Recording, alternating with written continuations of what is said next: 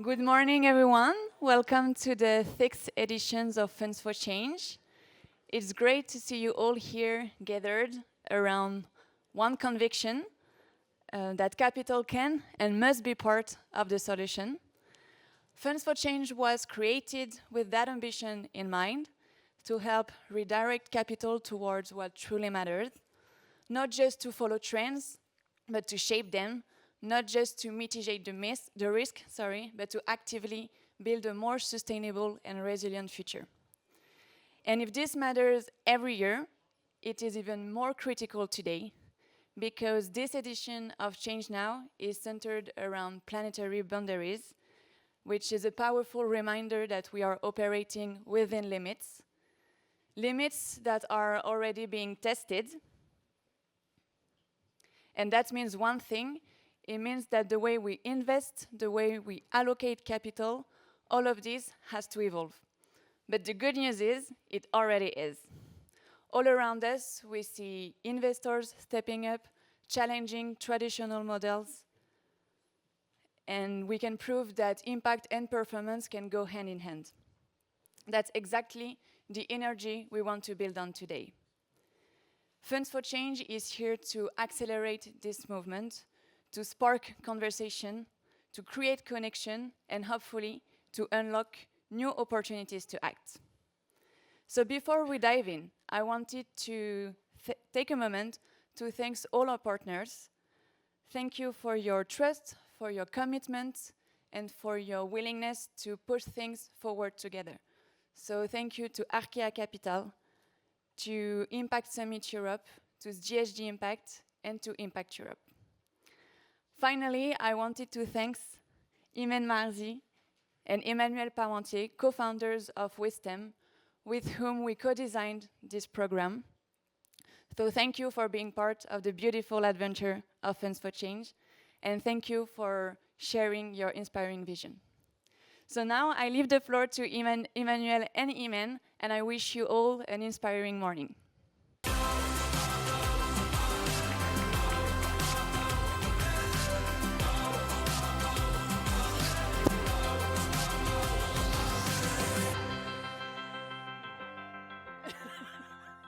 Okay, it wasn't planned. She wasn't supposed to say what she just said. She's super cute, and it was the unexpected starting tears of the morning. So thank you, Roman, for that. Well, good morning. Good morning, everyone. Welcome to Funds for Change. We are, with Imen, very glad to see such a diverse room today. You are institutional LPs, family offices, GPs, advisors to funders, and member of the broader impact ecosystem. This diversity is not accidental. It reflects what Fund for Change is here to do, to inspire around what is possible, to connect people across different parts of the capital chain, to catalyze meaningful conversation between LPs and GPs, and to create a space where innovative investment approaches can be heard, tested, taken seriously. What you will hear on stage this morning is not only a series of fund pitches. It is also a set of propositions from selected GPs who are each in their own way trying to bend the current trajectory of the world, to create specific forms of impact through their thesis, their strategy, their practice. And the diversity in this room matters for that. So some of you are only beginning to explore these questions, while others have already established practices. And maybe some of you are also pioneers. All of you are welcome to Fund for Change. So before we go further, a quick word about who we are and why we're here. Together with Emmanuel, we co-founded Wisdom. We work with institutional investors, asset managers, and private equity teams on long-term value creation, impact strategies, and systemic risk. But more importantly, we spend a lot of time in conversations with LPs and GPs who are navigating a similar question: how to invest in a world that is no longer stable, predictable, or unconstrained. Wisdom was created with a very simple conviction: finance cannot continue to operate as if the world were stable. For a long time, financial systems were built on assumptions of relative stability, stable growth, stable institutions, and stable access to resources. Those assumptions are now being challenged simultaneously and structurally. And yet many investment frameworks still operate as if those conditions were still in place, as if risks were properly priced, as if markets were reflecting reality, and as if capital could remain detached from what is happening in the real economy, and let alone in the real society. This gap between how finance operates and the conditions it depends on is what we spend our time working on. And it's also what led us to partner with ChangeNOW to co-design Funds for Change. Funds for Change did not start as what it is, what you can see today. It started 5 or 6 years ago as a conference. It then became a gathering, a space to connect LPs, GPs, ecosystem players around emerging investment approaches. And this year it is becoming something more. With the launch of the LP-GP networking app, Fund for Change extends beyond this moment, beyond this room, throughout the year. It becomes a tool for LPs to engage more deeply, more intentionally, and because on the app you can access close to 100 fund strategies, including the GPs that will be presenting on stage today, also those present in the room, and others who applied to the selection process. Their thesis, their teams, their positioning are all available to you to explore, compare, revisit, because if you want to expand capital allocation to impact, inspiration is not enough.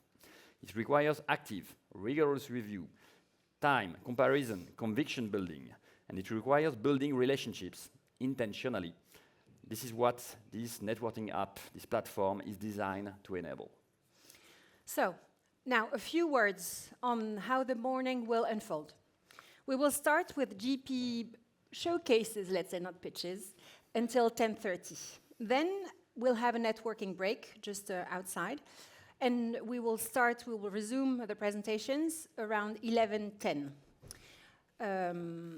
We will then have another set of pitches and speakers sessions until 1 p.m., and then we'll have a networking lunch until 2:30. Just a quick comment. These networking moments are not secondary, and this year we extended the time allocated to these networking sessions for a reason. They're part of the design of Funds for Change. The conversation, the follow-ups, the informal exchanges, the laughters, and are where many of the most important discussions actually happen. You should also have received color stickers on your badges, red for LPs, green for GPs, and yellow for other participants and ecosystem members. They're meant to make interactions easier across the different spaces. And before going further, we'll also like to thank our dear members of the selection committee. I see 2 of you here. The other ones will be joining soon. I'll be thanking also the alumni of Funds for Change and all those who contributed to this event through peer-to-peer support to the GPs. So you can see their faces on the screen. Unfortunately, some of them could not join us, but one of them will join us later at the lunchtime, who is Jancha Brenkman from Impact Shakers, Romain Diaz, who is a longtime friend of ChangeNOW at Sadgana, and also Eva Abel from Oryx Impact. All of them supported the GPs who will present their thesis on stage today through peer-to-peer support. They gave their time, they gave their experience, just to make this journey a bit easier for the pitchers. So we would like to thank you more warmly. So this edition of Fund for Change takes place in a context that is increasingly unstable. It looks like I'm saying that every year, but for different reasons. What we are facing today is not a series of isolated crises. It is a police crisis. Environmental, social, geopolitical, economic disruptions that reinforce one another. And for investors, the risk is not only the crises themselves. The risk is to be misled by what they see, to react to volatility, to short-term signals, to market noise, instead of addressing the deeper dynamics that shape long-term outcomes. Because volatility is only a symptom. The real issue is structural. But let's not fool ourselves. Finance, we, as finance practitioners, are not at the center of everything. And it clearly remains, we clearly remain part of the problem as well. And to be frank, we tend to question ourselves, Iman and I, on a regular basis, or, what's the point of trying to fix finance when our time, energy, focus are so limited in the face of the polycrisis? This doubt is a powerful tool to motivate us to come with more effective ideas, bolder projects, ultimately actual impact in real life. Because finance is a system, and for it to change, we need to be many, to exert pressure on different leverage points to trigger structural shifts. Investing across the spectrum, from solid sustainability strategies to the most pioneering impact thesis, can be part of the response to the polycrisis. But only if capital is deployed fast enough and at sufficient scale. This is also what this room is about. So this year, ChangeNOW focuses on planetary boundaries, as you heard. And at Funds for Change, this is one of the lenses that informed the discussions held by the selection committee. But it's not the only one. Not all the strategies you will see presented today are framed explicitly through planetary boundaries, but many of them engage in different ways. Yes, thank you. I was looking for the slide, in fact, of the... I was trying to do the beep, but thank you. So, a quick word on the selection committee. Would you like to stand? The three of you who are here, Astrid, Christina, and Ines. Vip, where are you? Yes, you're here. So thank you. I was waiting for the slide to appear. Thank you. So these talented professionals spent a lot of time reviewing the applications, and in the name of ChangeNOW, I really would like to thank you again. So again, not all the strategies you will see presented today are framed explicitly through planetary boundaries, but many of them engage in different ways with the constraints and transitions that those boundaries reflect. So, how did we come up with the selection that you will see today? So first, a full-fledged open application process has been completed by 98 GPs from all over the world in December 2025. Each member of the selection committee has taken the time to review and assess these applications based on a number of criteria, such as editorial relevance, team profile, credentials, solidity of the impact thesis, and so on. A shortlist of 30-plus funds has been thoroughly discussed during a meeting of the selection committee in February, which led to the final speakers you will see on stage. We do not pretend, a very important point, we do not pretend they are the best, the most impactful, or the most pioneering. But they simply reflect, at this point in time, an overview of what impact could look like in 2026. It reflects a combination of perspectives, trade-offs, some heated discussions at some times, and very subjective criteria, obviously. But by design, it is not exhaustive. And that is also why the LPGP networking app exists, to give you access to a broader set of strategies beyond those presented on stage. So even if impact investing has matured, market building is far from finished. LPs, you in the room, you have a critical role to play. Not only as allocators of capital, but as catalysts. And Astrid, you truly and deeply believe in that, so this was a little wink to you. Clearly catalysts and not only allocators. You have to realize that each GP will only have 4 minutes. 4 minutes to present years of work, a strategy, and often a different way of investing. This takes courage, so we invite you, dear LPs, to listen carefully. Not to decide immediately, I like it, I don't like it, but to understand the logic of the thesis, the trade-offs, the constraints, and what they challenge in your own frameworks. And I'm nearly done. Point of logistics. We really kindly ask you to avoid entering or leaving the room during the 4 minutes where the speakers will be presenting. It's a tough enough challenge, so please, out of respect, wait for 4 minutes until you come and go. Finally, to the GPs who will be joining me today on stage, thank you. Thank you for the work, thank you for what you're building, and thank you for accepting the challenge. And to LPs, you're not here to validate what already exists. You're here to expand what is possible. So let's begin. Thank you.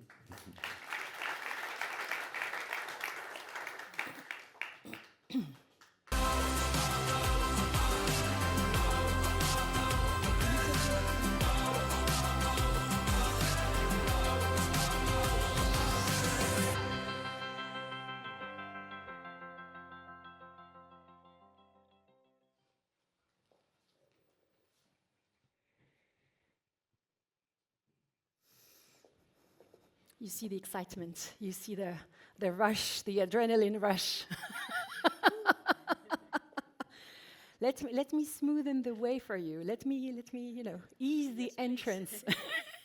And let them also get to their seats. Yes. So we start strong with a team with a set of sharp convictions. First off, they believe the world can operate within its natural limits. Second, staying within planetary boundaries is not only an environmental challenge, but also a social one. And fair transition is a key enabler. Third belief, behavioral change is central to systemic change. Fourth, and certainly not the least belief, not the strongest, the bolder, yes, for a lot of investors, they don't believe in carried interests. For them, you don't need bonuses to build a great fund. You need relevant experience and intrinsic motivation. Wow. Exactly. I give you Michel Deric from Fair Capital.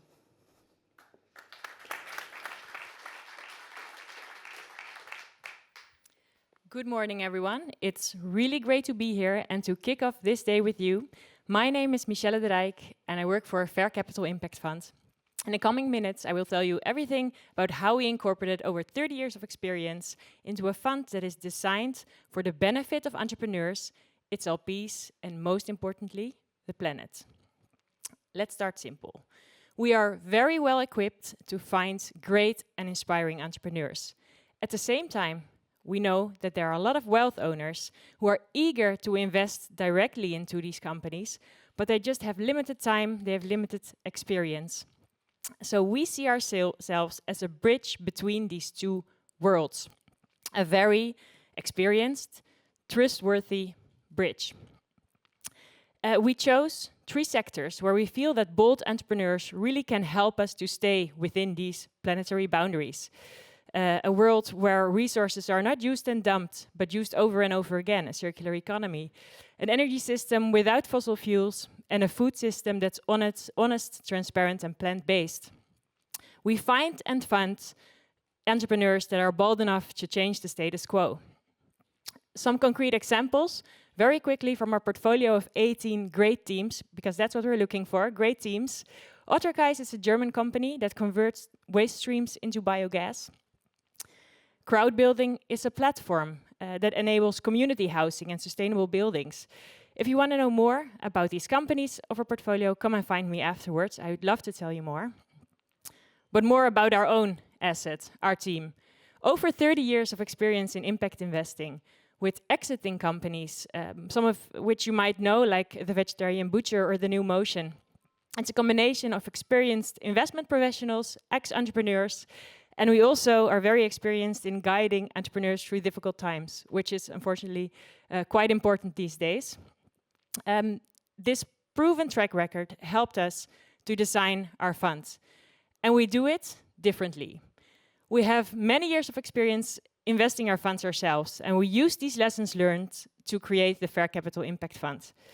What we learned to start with is that if you invest in early stage companies, you really need patience.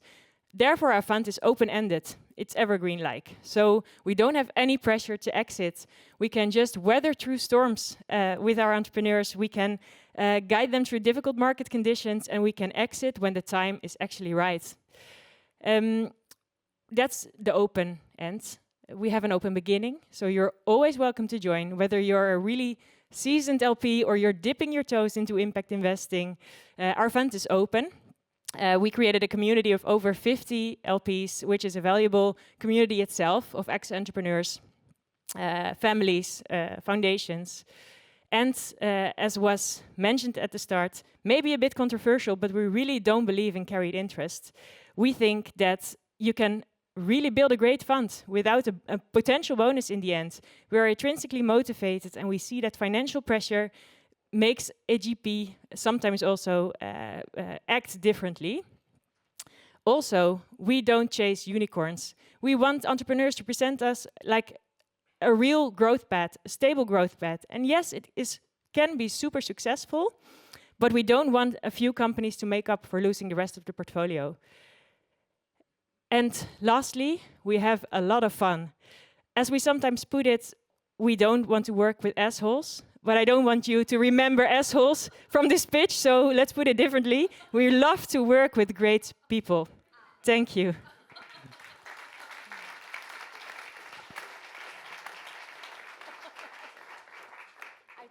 I told you it takes bravery. Thank you for the bravery. Okay, so we have 3 minutes of questions from the audience to Michel. So I believe there are some microphones, yes, available. So questions, 3 minutes, please.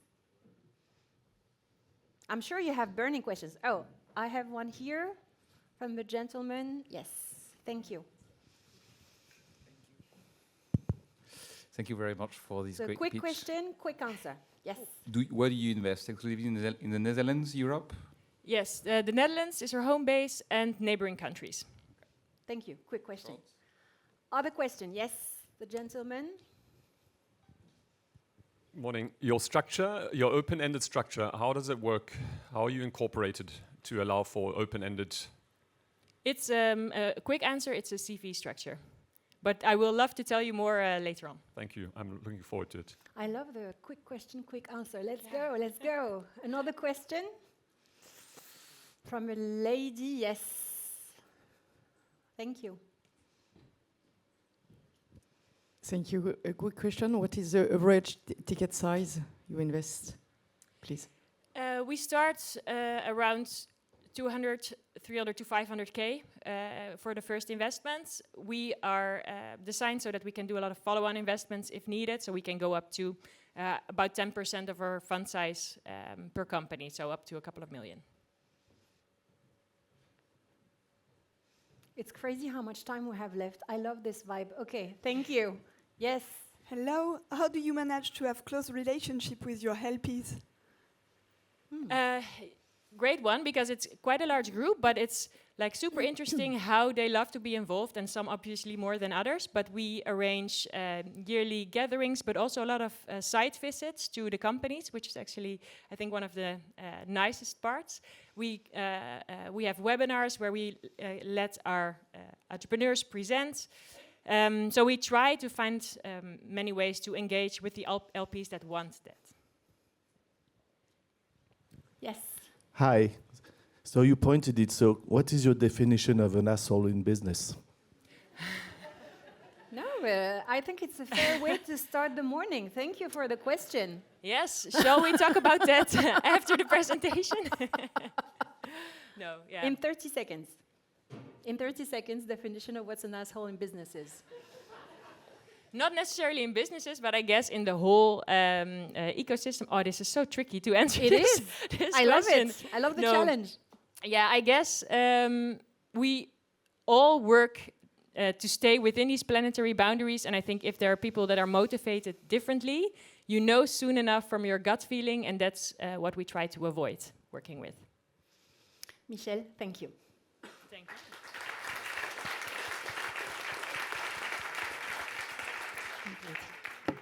Thank you. Okay, that's an energetic start. Next up, so Bondventure is one of the early movers in impact investing in Europe. They have been building credentials, frameworks, networks, and credibility since 2003. The selection committee overall noted how solid the performance of this women-led team has proven over the years. Bondventure offers the long streak of credentials that institutional investors enjoy to see in due diligence. It reminds me of what my old boss, my old private equity boss, told me 1,000 times over the years when facing complex situation opportunities. Time is the best due diligence. I give you Anna-Sophie from Bonaventure.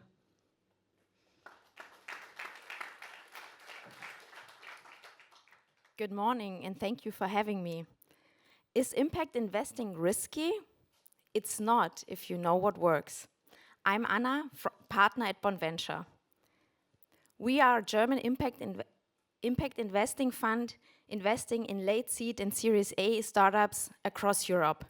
Since our inception in 2003, we have invested in over 60. We have a social and an ecological angle. Think of life-changing care services for disabled children to breakthrough innovation in building the operating system for circularity. Currently, we are raising our 5th fund, building on 2 decades of experience of how to combine true impact and return. And today, I have brought our top 3 learnings. You gotta walk the talk. Making an impact is a hard problem. If you want to stick with impact investing, it has to become your DNA. That's how we do it. On the investment side, we only assess companies where the purpose is anchored in the core of the business model and is measurable. We then define impact KPIs around it that we measure every quarter. And for ourselves, we apply a strict impact governance as well. We are an Article 9 fund. We are the first fund with an impact audit that gets external validation, and we have an impact carry hurdle at 80%. The second learning is about where to find the best opportunities. Don't just ride waves. We do not invest because a trend is hot. We invest because there is a structural and urgent need. We've, since inception, taken a long-term view on people and planet, because without social well-being, there is no climate protection, and without functioning natural systems, there is no long-term prosperity. And for our 5th fund, and our new one, that applies in 4 categories: digital health, education, climate, and sustainable consumption. We want to reach 10 million people and avoid 3 megatons of CO2 emissions. Now coming to the third learning, how to generate impact that pays off. 3 practical conclusions stand out for us. First, founder conviction matters, because mission-driven entrepreneurs often show more resilience through difficult phases. The second, not every attractive impact company needs to look like the typical VC hyperscaler.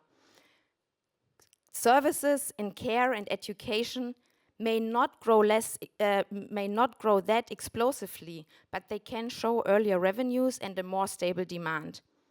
And third, exit flexibility can be a real advantage. We have done 30 successful exits and have learned that in some selected cases, a structure where founders can buy back our shares over time can be a key success factor. First, we win these deals in the first place, and second, we can still achieve double-digit multiples. Overall, this is how we achieve a superior risk-return profile. And coming to my last point, everyone can be a change maker. So it would be great to build together with you the next generation of change-making companies, building on 2 decades of experience of how to combine true impact and return. Thanks.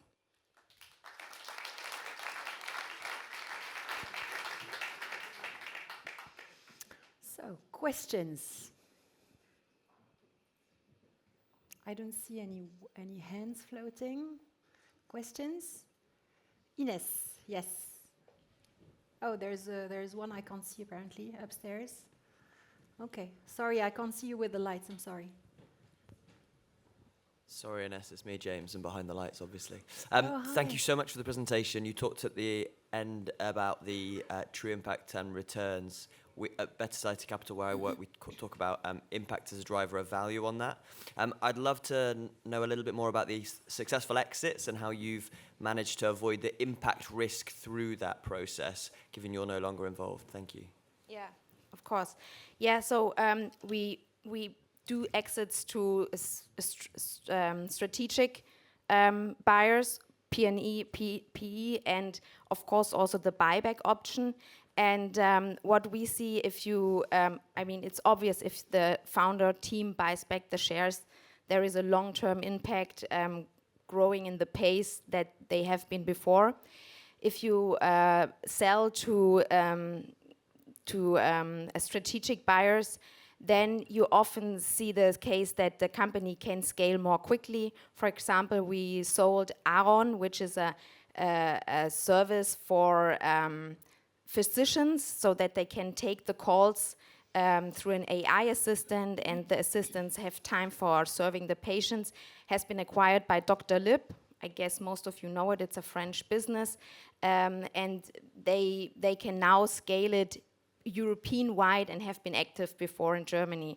The same with our last exit in the energy space, has been bought by a German retailer, and they just have more funding and a more long-term perspective to scale their businesses. So we don't see, typically we haven't seen in those exits, we haven't seen a impact drift away from the impact they are having, because it's built in the business model. Actually, you would have to give up the whole company. Thank you. A quick question and a quick answer, please. Question. Yes. Thank you. Hi. Thank you for the presentation. What is there's very few managers with so much scale invest in social impact too. What is the most difficult sector to invest in, where the money is needed, but we find difficulties to invest?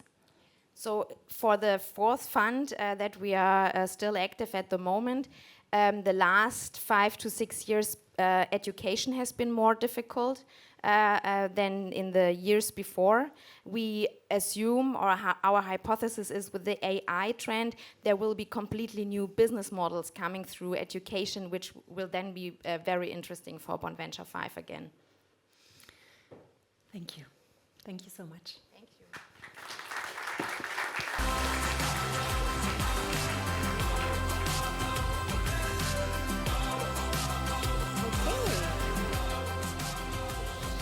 Next up, I think it's fair to say that in 2026, circular economy can receive a B+ for participation, but the impact in real life is desperately slow to appear.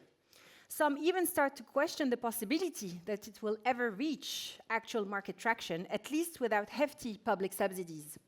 That's the central scenario. And then you have the thematic experts who jump in, willing to do the work. But what's the work, you'll tell me? Find the types of hidden industrial solutions that can transform the way materials flow through the economy. But not any material. The 3 big ones: plastics, metals, and textiles.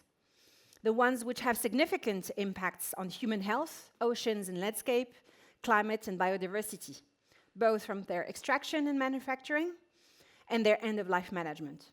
That's the work. And that's exactly what Lucy Mortimer in Archipelago does. Thank you, Lucy. Thank you so much, Jimena. I think you've basically covered it, so cool. I can Let's go to the questions. I can just check this now. Thank you. So, I'm delighted to be joining you this morning to introduce you to the ACE Fund, the Archipelago Circular Economy Fund. My name's Lucy Mortimer, and I'm one of the co-founders of the fund. So, Archipelago is a rarity perhaps in this room. We are a UK fund. We're investing in the UK, also in Europe.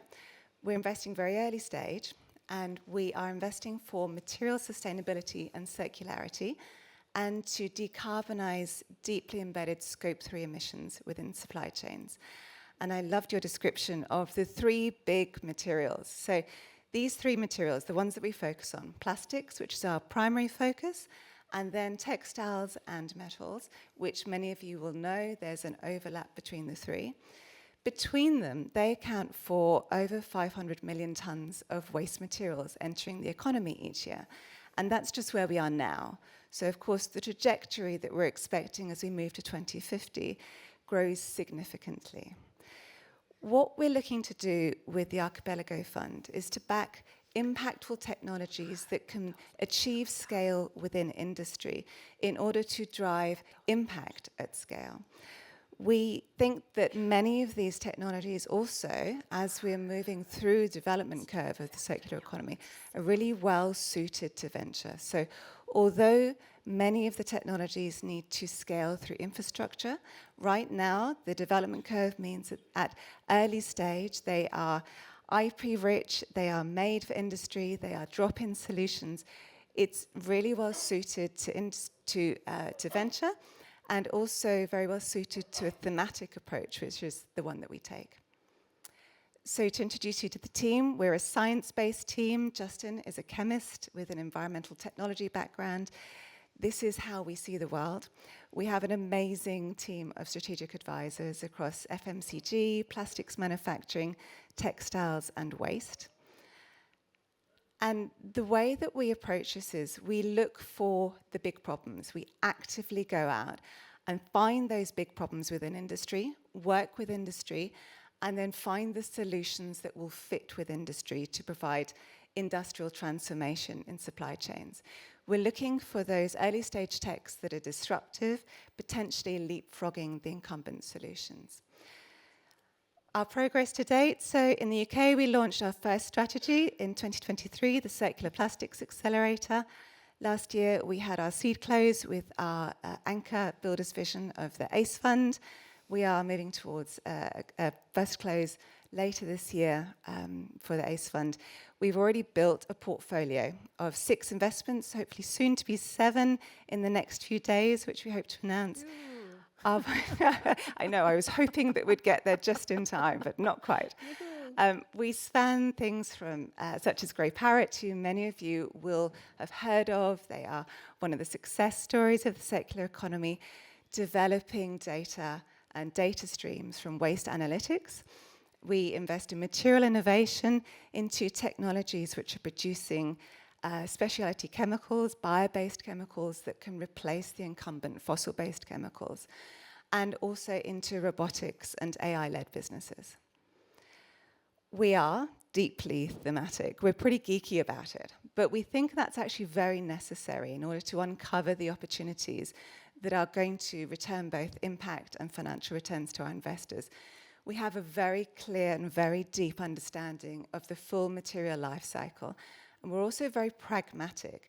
Our backgrounds are all in climate finance. So we have worked with industry. Just covering very quickly how we do this, we run something called Archipelago Academy. It's our TAF. It's a not-for-profit. It sits alongside the fund. It supports impact learning for our startups and our portfolio, and also founder resilience. We're having our next event on the 27th of April in London. If any of you are in London, please do come and join us. Thank you. Thank you, Lucy. Keep the mic for the questions. Thank you. So questions for Lucy? Yes, thank you. Yes, just after. Yes, thank you. Hi, thank you. What share of the fund will you invest outside of the UK? Which geographical areas?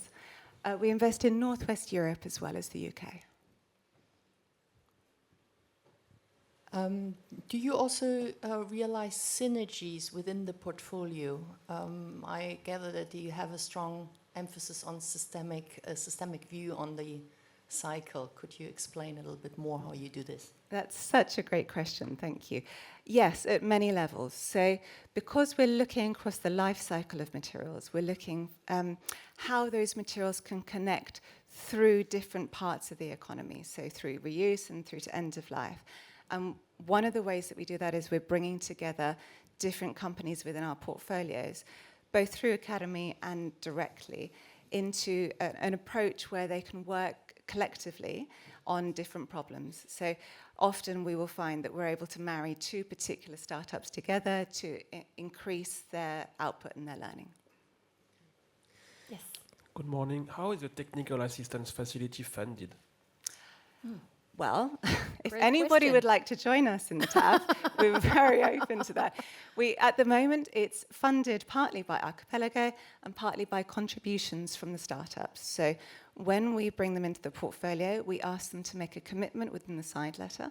That means that they are also involved in their own impact journey. And that we think that's really important, that they have agency in that. But we also are applying for grant funding in order to support it and run it separately to the fund.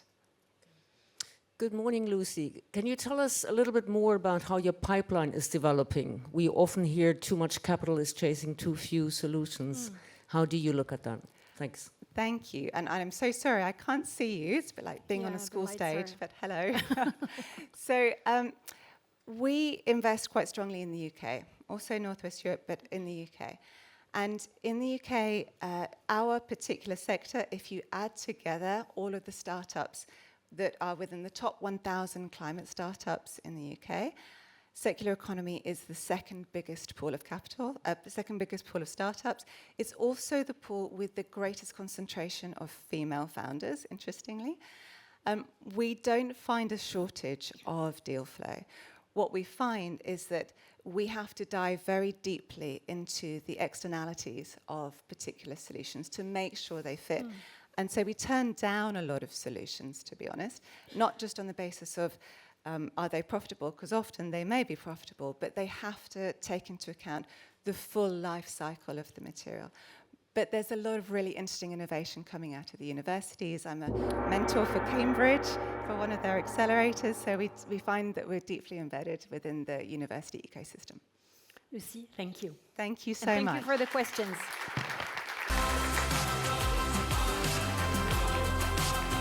So next up, we will be having 3 sessions of discussions with the LPs to let you know what's going on in this part of climate finance and impact finance as well. So Emmanuel, please. Absolutely. And please welcome Renaud Serlapergue from Arkea Capital. Take the mic, Renaud. So Renaud, great to have you with us today. You serve as Sustainable Finance Director at Arkea Capital. You spent many years analyzing GPs, GP strategies through the lens of sustainability, impact, long-term value creation. So Arkea Capital is acting here as a sponsor, but also as an LP. And maybe my first question would be to you, what is your role as an LP at Arkea Capital? Thank you, Emmanuel. Good morning, everyone. It's a real pleasure to be here with you today. As you said, I'm Renaud Serlapergue. I'm a Sustainable Finance Director at Arkea Capital. Arkea Capital is an asset management company specializing in private equity and impact investing. We manage more than 1.2 billion euros across direct investment and a long-standing fund-of-fund activity. What differentiates Arkea Capital is their strong regional presence. We are located in 7 cities across France. And we also have the strong belief that sustainability should be a driver to a more resilient economy. Arkea Capital is part of the Groupe Crédit Mutuel Arkea, which is a cooperative and mutualist banking group in France. Groupe Crédit Mutuel Arkea is also a mission-driven company since 2022. Thanks for this intro. So, first question is on your views on the future-proofness or future fitness of GPs. So, as an LP, you see GP and you analyze GPs on a constant basis. What do you consider? How do you consider that a GP or investment thesis is particularly adapted to the current environment? So, future-proof, meaning in terms of resilience to the poly-crisis, but also future fit, so fit to capture the opportunities. And we've seen many of these this morning. Yes, but before answering that question, let's put some element of context. Okay, please. We are navigating 2 structural shifts that are reshaping the investment landscape permanently. The first concerns the ecological crisis and the end of resource abundance. The second shift relates to systemic instability, as you mentioned earlier. We are living in an age marked by polycrisis, social, ecological, but also geopolitical crisis, whose various aspects interact and amplify one another. Humanity has stepped into a world it has never known before. CO2 concentration in the atmosphere are at level unseen in human history. Biodiversity loss is accelerating at an unprecedented pace. This is not pessimism, it's intellectual honesty. And it has a direct implication for how we do our jobs as investors. So, in fact, we need truly to rethink our risk framework. Traditional risk management asks, how do we protect against adverse impact? But the future fit GP asks a fundamentally different question. How do we build portfolio that function through adverse impact, assuming they will occur with greater frequency and intensity? To make this more tangible, the right mental model is not to view today as the most disrupted period in decades. It is to view today as the most stable period over the next several decades. And that reframing changes everything. In deal selection, in due diligence, in value creation, and in how we define success. So, to answer directly your question now, what does a future fit GP actually look like in practice? I would like to highlight 3 simple elements. Oh. Firstly, number one, exactly. Firstly, systemic ESG integration, not compliance-driven ESG. Okay. The industry has made real progress embedding ESG into investment processes, but much of it, unfortunately, remains static. At company level, point in time, focused on regulatory conformity. That is necessary, but it's not sufficient. Future Fit GP analyzes environmental and social factors systemically, mapping interdependencies across value chains, anticipating cascade effects, and stress testing against science-based scenarios and trajectories. The goal is not a rating or a scoring. It is to identify critical nodes and vulnerabilities, and overall, to draw a plan to address them. Secondly, the GP must act as a strategic transformation partner. A PwC study found out that 45% of CEOs believe their current business model will not be viable within 10 years. Over half of French SMEs indicate feeling unprepared to face the climate-related disruptions. These are the companies in portfolios, in our portfolios. So future fit GP do not just allocate capital. They need, in fact, to bring the expertise, the framework, the partnership to help management teams. This is where ESG team also needs to evolve away from administrative compliance and toward active co-pilot in business transformation. Thirdly, and finally, thank you. Future fit GP has also a duty to redefine performance. Of course, financial performance remains the foundation, but the capacity of portfolio company to adapt, to maintain strategic flexibility, and to operate resiliently has to be better measured and to be better valued. Thank you, Arnaud. So we haven't heard this morning yet that much about AI, so I think it's very refreshing, but I'm sorry, I have to mention the topic. So in a few words, because we only have 3 minutes, so AI and sustainability, AI and impact, what is your view on the intersection of these 2 concepts? Can it be compatible? Yes, in fact, it depends on whether one considers asset management company as entity or through their investment activities. At the entity level, AI is an enabler of organizational transformation. Management companies are being asked to address truly complex and closely interrelated sustainability challenges that are difficult to model with traditional analytical frameworks.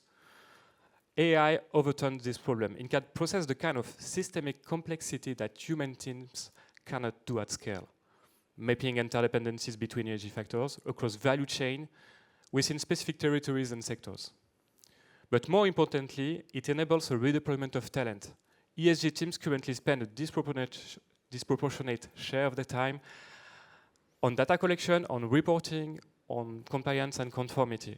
AI can absorb much of that burden, liberating those teams to do what actually creates value, working closely with investment team to drive the operational and strategic transformation of portfolio companies.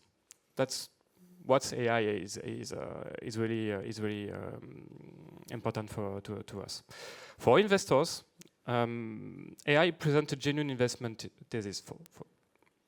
It's obvious, but AI also carries real risk that we cannot afford to ignore. The reduction of barrier to entry in knowledge-intensive industry will reshape competitive dynamics in ways that are hard to predict. And the labor market implications are significant. The risk of structural social disturbances is not a distant concern, it's already materializing. Thank you. So, based on what you just said on your view of GP future-proofness and AI, so maybe a call to action to your fellow LPs here or to the GPs? Firstly, and more specifically to LPs. We cannot continue to ask GPs to lead the transition to a more resilient economy and demand same levels of financial performance calibrated to what that no longer exists. The transformation required are structural and they take time. Performance expectations need to better integrate longer time horizons and must begin to integrate resilience and adaptability in the equation. And finally, for both GPs and LPs, I just want to say that in a world of scarcity and instability, the most powerful strategic asset available to us is collaboration. Knowledge is one of the few resources that is not depleted when shared.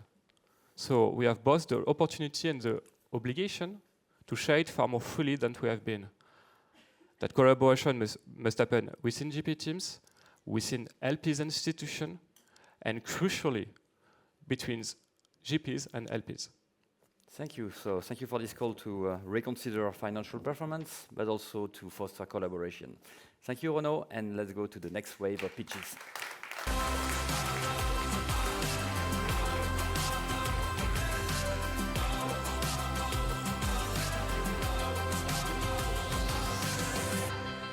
Okay, so I'll give a second for people to come and go.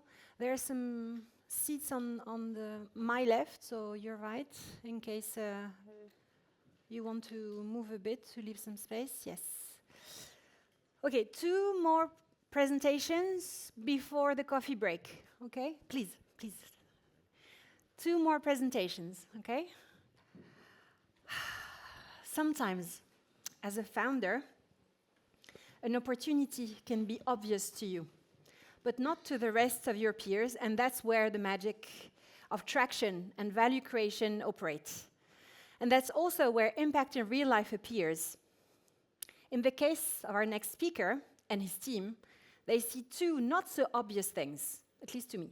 The first, the Earth's tropical belt is the key geography to focus on.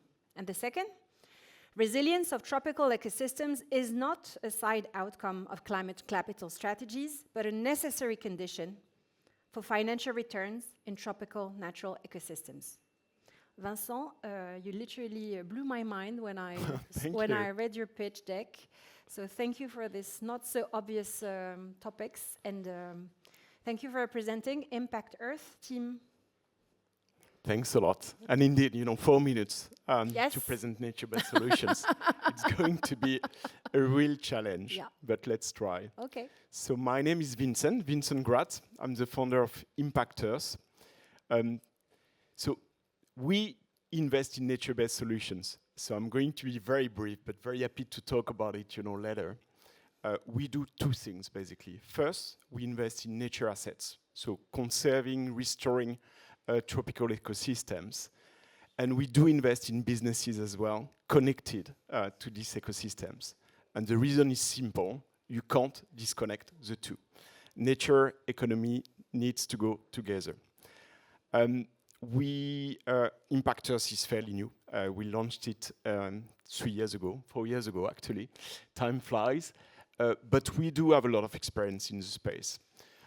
So used to work for, larger asset managers, we made a lot of investments in nature-based solutions.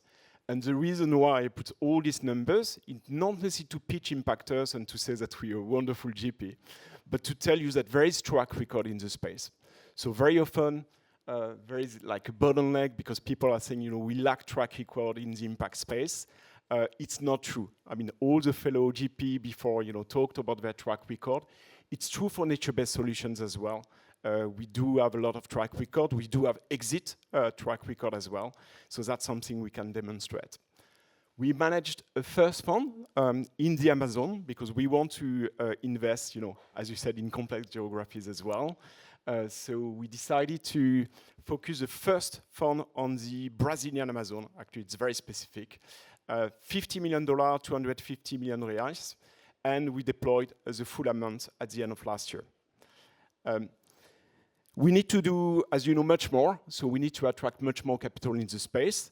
So I've just listed very briefly over the last 10 years the kind of questions I got and the reason why people did not want to invest or wanted to delay their investments in nature.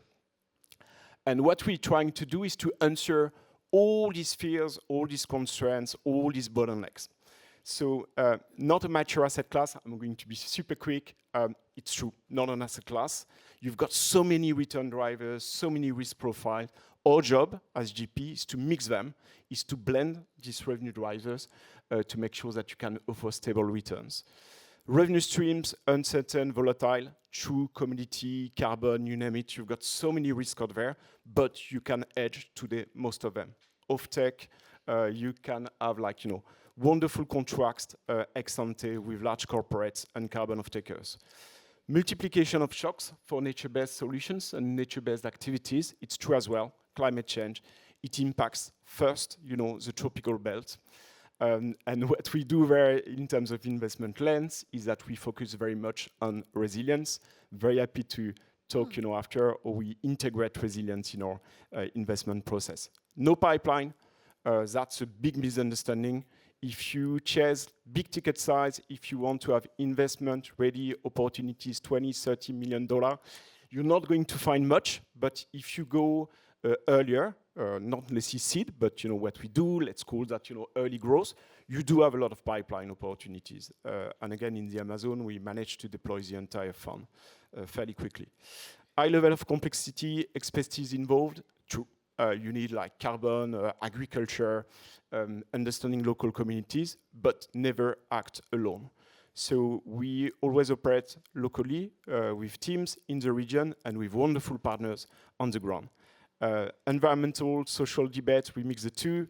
Size matters, very important, it's true, but it's very important for us to develop an entire ecosystem. So that's the Tropical Resilience Fund. Mezzanine debt, focusing on the tropical belt. Very happy to talk about it during the break. Thank you. Thank you, Vincent. Questions for Vincent? No? That was clear. Yes? Christina, yes. Here, thank you.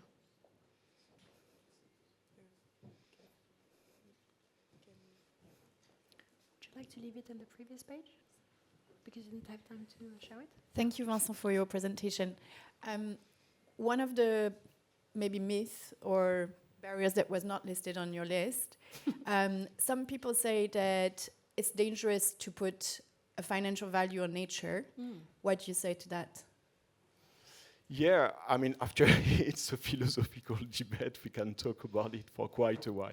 So the big debate right now is on carbon, right? More than, economic value chains, more than, the premium when it comes to sustainable commodities or products. Carbon, so we use carbon as a tool. So carbon is never an end game. Carbon is very much needed, not necessarily to monetize nature, but to find a transition. So that's all we use carbon, is that it's a tool to enable a transition over 20, 30, 40 years. So it's not really like, putting a dollar value on a tree or on nature. It's, you should see it as like, enabling a transition and reaching another state, another kind of equilibrium. So that's the way we see carbon. Thank you for the question, Christina. Another question, yes. The gentleman in white.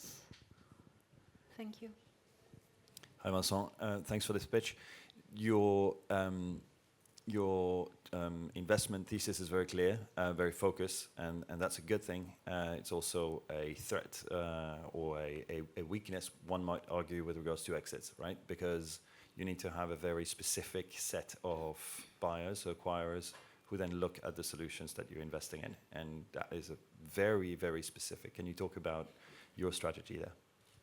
Yeah, so long answer again. I'm going to be as brief as possible. So if you look at the instrument we've got there, so nature, bridge loan, revenue-based loans, convertible debts, we're using that for different archetypes. So when it comes to projects where you're going to have carbon, typically, nature bridge loans, so it's long-term loans. It's not like 1 year, it's 5, 7, 10 years. And the idea is actually to wait during a long period of time until a project becomes self-sustainable and until you've got large off-takers in a project. You have rights. At the end of the term, you sell your rights to off-takers. You've got large demand for that if the project is scaled and mature enough. Completely different profile, revenue-based loans, stable cash flows. It's when you deal with companies like agroforestry, selling communities regularly, and then convertible. So when you've got indeed the equity bit, it's only when you're going to have the catalyst, more attractive business model, and once they reach the stage where they can raise multiple equity rounds. But we only convert when they will reach this stage. Thank you. So much. It wasn't a quick question, and it was a fair attempt at a quick answer. Thank you. Thank you, everybody. Thank you, Vincent.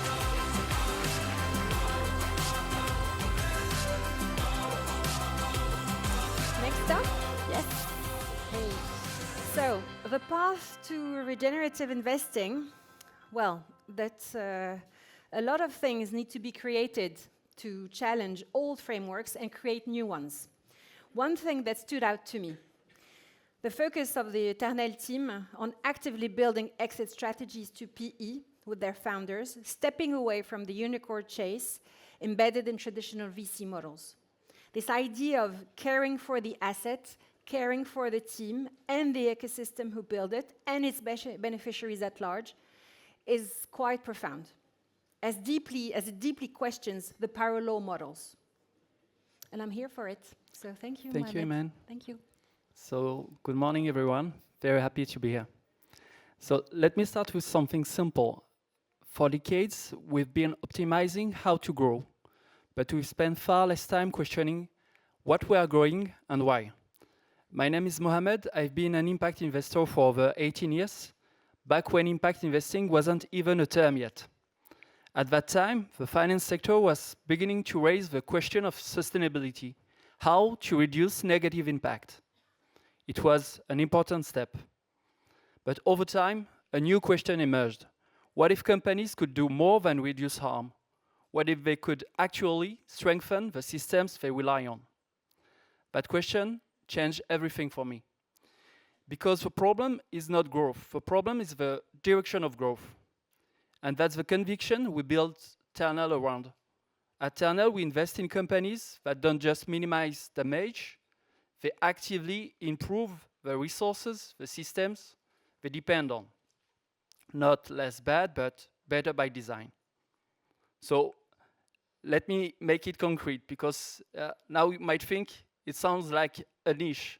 But ChangeNOW is a generalist fund because we think that the transition is happening not in one sector, it's happening everywhere, all at once. In materials, in skills, in agriculture, in energy, in communities. So let me make it concrete. One of our portfolio companies, Strong Byform in Spain, is reinventing construction materials. Today, steel and concrete generate nearly 10% of global CO2 emissions. Strong Byform replaces them with structural components made from engineered wood, lighter, stronger, and dramatically lower carbon. But more importantly, they rely on a resource that can regenerate. So the more we can build with strong bioform technology, the more we can restore. Let me give you another example, AdFlex. If you ask most CEOs today what their biggest constraint is, they'll tell you skills. Technology is evolving faster than people can adapt.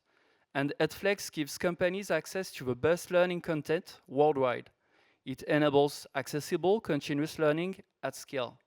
And it transforms human capital from a constraint into a long-term asset. So, two companies, two sectors, but the same underlying idea. We rebuild the resources our economies depend on. So, at ChangeNOW, we don't separate environmental and social impact because we think that if the transition is not fair, if the transition is not acceptable, accessible, it won't scale. It's not a tagline, it's what drives every investment decision we make across more than 40 startups. But backing the right companies is only half the job. What we think today, what's missing is not only capital, it's alignment. That's why we are not just a fund. We bring a platform with experts, operating partners, networks behind every funder. Because building what truly matters deserves more than capital, it deserves an ecosystem. And we think that this ecosystem should be open. That's why, for example, our impact scoring methodology is open source and available online. So we are currently raising our third fund with support of committed long-term investors such as Maïf, BPI France, and many entrepreneurs. And ChangeNOW is a 100 million euro fund backing European tech companies at seeds and Series A stages that restore the planet and develop human potential. It is not a niche, I think it's a direction. Thank you very much.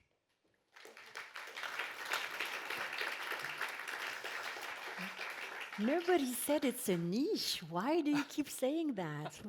You know, I didn't say that. Yeah. Okay, no, not at ChangeNOW.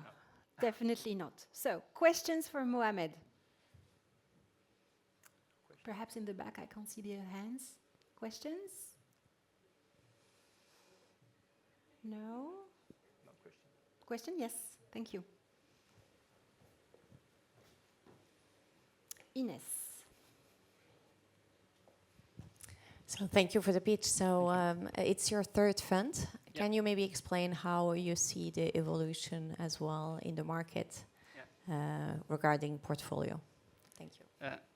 Yes, I think there is a great change in sectors and in the methodology we applied to impact fund, because the first fund was, I think, the intention was the most important thing that we evaluate in the first fund. And then I think the framework is much more structured now, so we can define some impact business plan which are very structured, and maybe all the ecosystem is much more structural in sectors like agriculture, in sectors like health. There are a new generation of funders who came with a great idea of which KPI, which impact KPI they will apply to their businesses. And I think it's much more linked than what I observed in the past. I don't know if I answered the question. Any other question for Mohamed?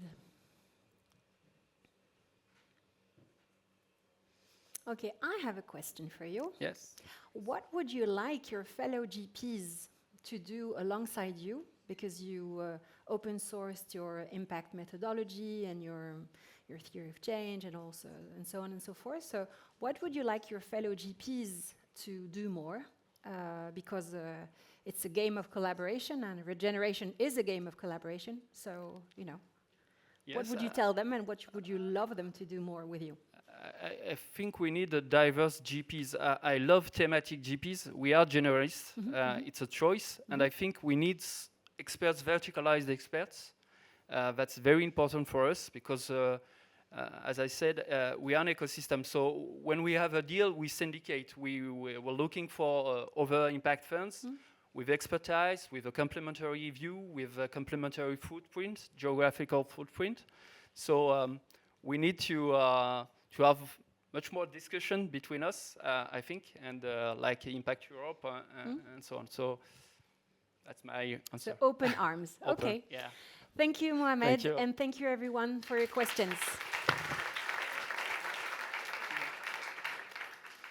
So we have a little surprise for you. Yes, a last-minute guest, and I love good surprises. Who wouldn't? With my dear Leah Pedersen from Convergence. Please come. Who comes to share the stage with us at Funds for Change today to make a superb announcement. So I won't say anything more. Please, Leah. I am very grateful for two things. One, the space and time. The mic. Yes. You're good. Perfect. I'm very grateful for two things. One, the space and time. And then second, just to be able to hear your mind, right? Just the quiet space is really lovely right now. So with that, I have a few minutes just to talk about a couple things. One, my name is Leah Pedersen. I'm with Convergence, which is the global blended finance platform. For those who are aware, blended finance is really a key tool to mobilize and catalyze more capital for the EMDEs, the emerging markets, developing economies, in particular undercapitalized sectors and underserved communities. So what we have done most recently, and I run in particular the BFA, which is the Blended Finance Accelerator within Convergence.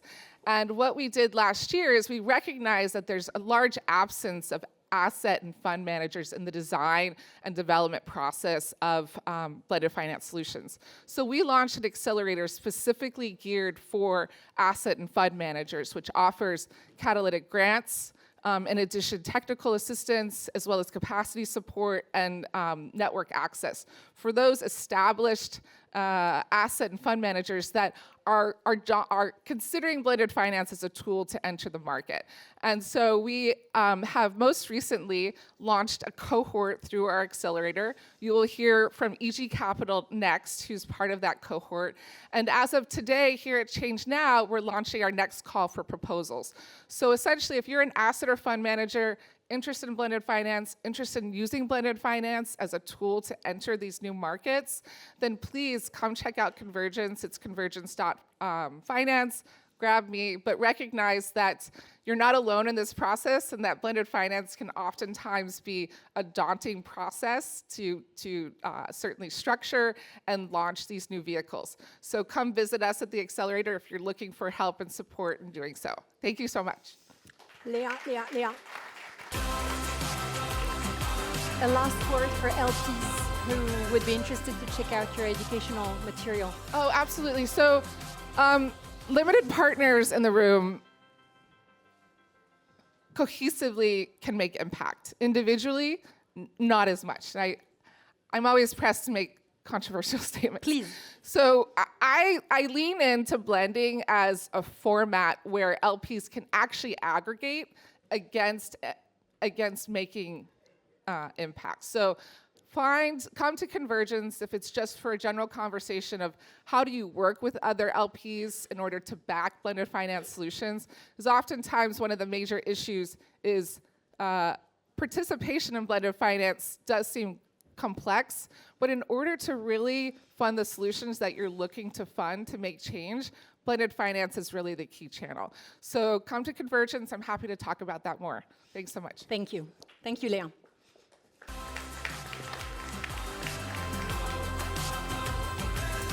So, back to the showcase. World Fund, that's definitely a strong brand here. But to me, it's not so much a brand than a well-rounded diagnosis of what is needed by the ecosystem. What do LPs need to manage risk? World Fund has a financial construction that expands from early stage deep tech VC to Series B. What does the real world need and actual buyers in the market needs? It leans into the untapped opportunity to fill the climate financing gap in Europe to enable systemic decarbonization. Which technologies are worth the time and effort to find a business model? Well, World Fund designed a methodology called Climate Performance Potential to assess impact at scale ahead of investment. And finally, what do deep tech founders need when leaving their labs? Well, they need support, which they provide through a fellowship program for PhDs, because the jump from the lab can be bumpy. So, Craig, please join me. I was waiting for you. Please. We have 4 minutes to share your views on World Fund and what you do. Thank you. Thank you very much. So World Fund, one of the venture capital funds for decarbonization and resilience. So we're raising our second fund, which is a 500 million fund, same core DNA, same founders. So Fund 1 was successful. Fund 2, we're scaling that strategy. So Fund 1, 300 million, Fund 2, 500 million. We've had 24 investments in that portfolio, 25 as of this evening, 11 up rounds on our first unicorn. So more of the same, please. What makes us unique, as already mentioned, is our climate performance potential. We look at the future potential of a company and a technology if it were to scale globally. And that's really fundamental to how we look at the world. It also has to fit in our view of a regenerative world, but we'll get more to that in a second. We have a really strong track record in this space. Prior to World Fund, between myself and my fellow partners, we have a 9.3x track record of over 89 investments, including over a 2.6 DPI. So strong track record capability of actually scaling and exiting in this space. So we invest across all the major CO2 emitting sectors: energy, industry, and food and agriculture. And in Fund 1, we've built category leaders in all of these sectors. So in the energy side of things, we have Scilab, world leader in battery recycling, raising an 80 million Series B at the moment, got 90 million in grants. We joined at the seed round. In the food and ag space, we have Planete Food, precision fermentation company, first technology focused on cocoa, scaling globally, 70 plus products, distribution agreements in Asia and Europe. And IQM, our first company that's going public this summer. It's the European leader in quantum computing. But what makes us different to other funds is our climate performance potential methodology. When we look at a company, we look at if that company scaled globally, what could be the potential environmental impact, the CO2 impact of that technology.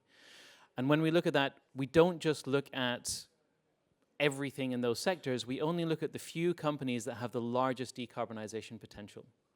100 million tons is what we look for in our investments, because we believe that's a really nice proxy for market size, where you don't have to make a compromise between having an impact return and a financial return, and that's really important.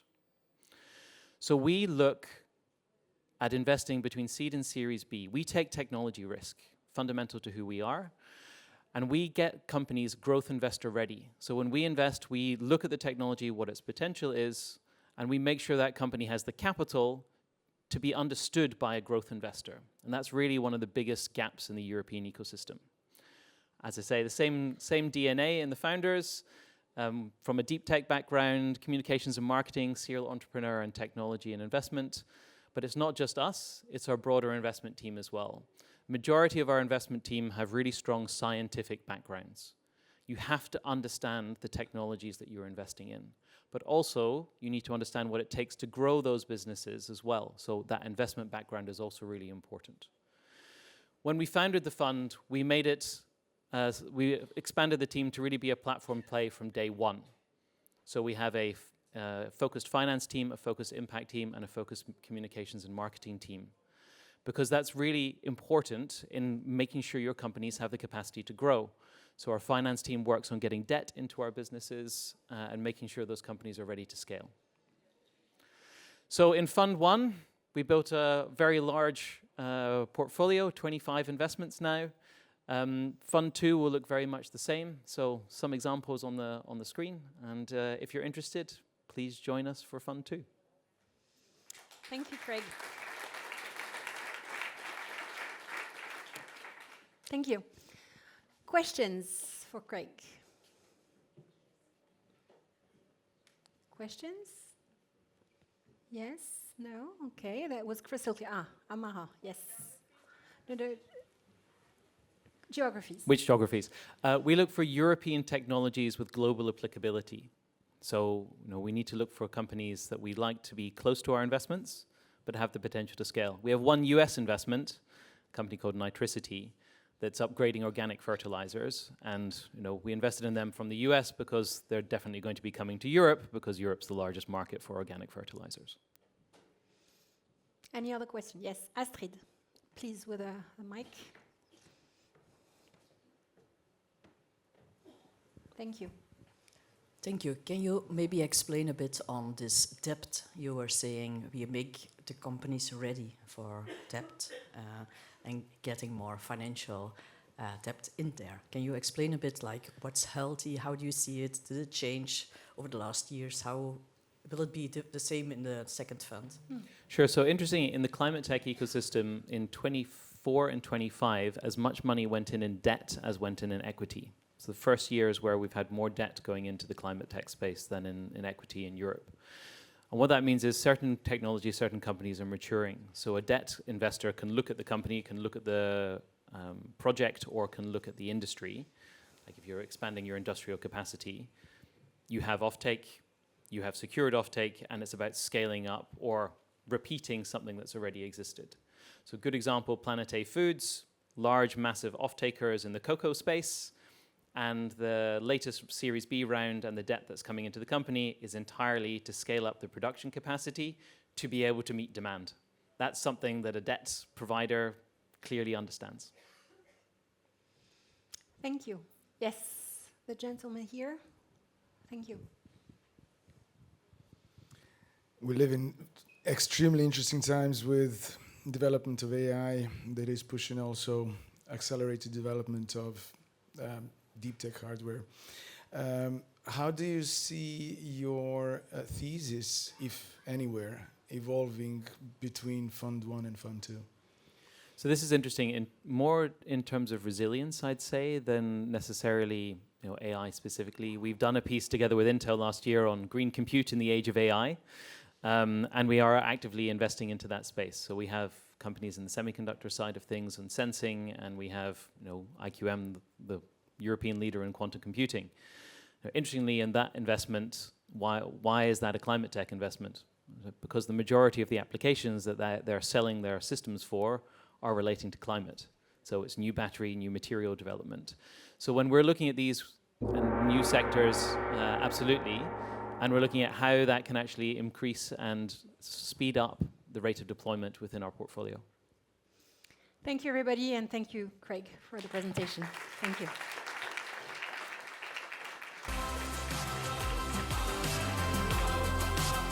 Yes, please, there are some seats on this part. Hi.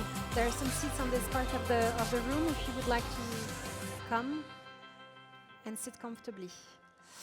Excellent. So, next up, a debt fund focused on climate adaptation with catalytic capital, secure to build a relevant blended finance structure, women-led fund, SME focus, 2 times gender lens, 3 clear thematics in line with planetary boundaries, fundraising secured or well underway, including with local pension funds and private investors. Well-rounded value proposition is obviously there, right? Oh, it's obvious. Yay. Did I forget something? Yes, they're active in East and Southern Africa.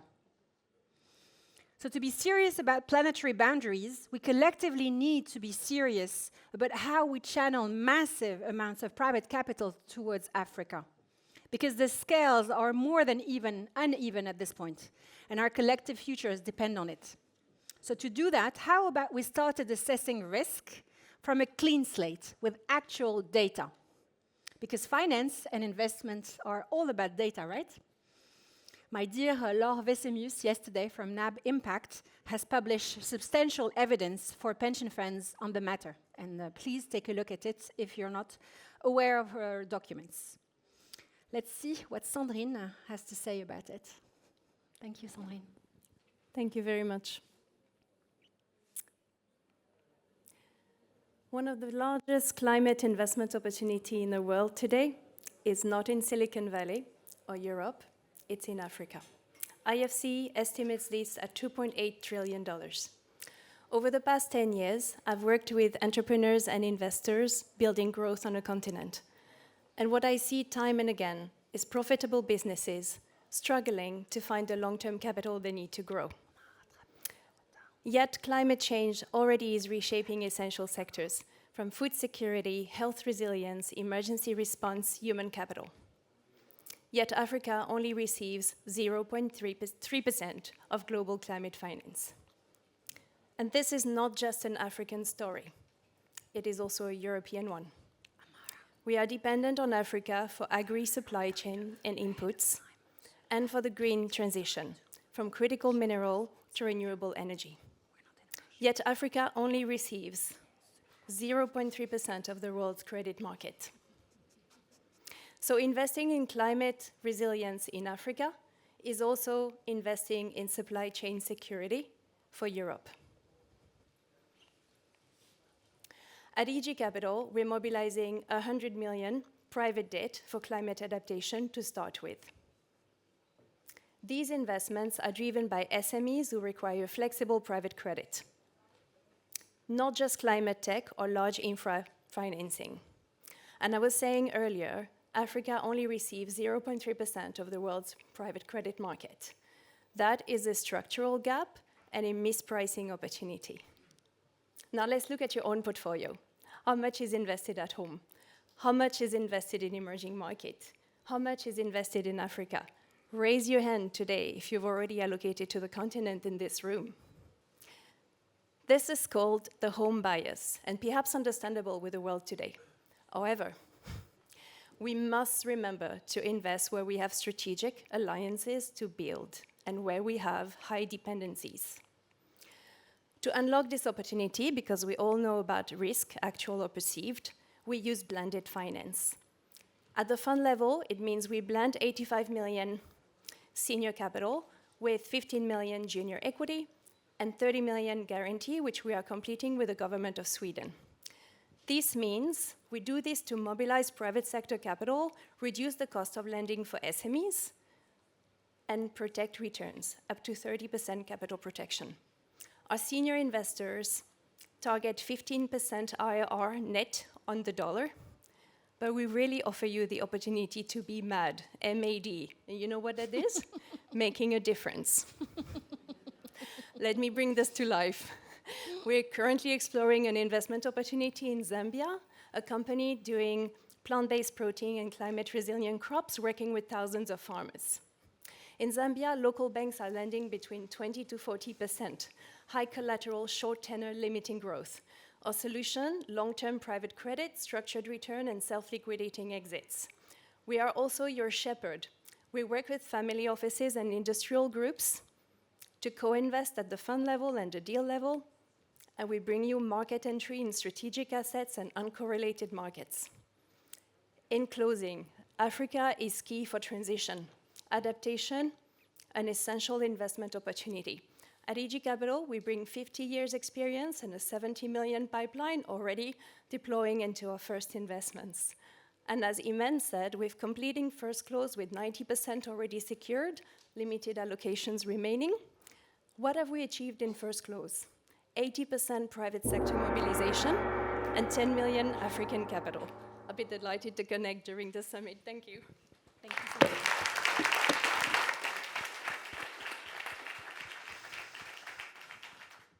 So questions for Sandrine? Yes, Ines. There's a microphone.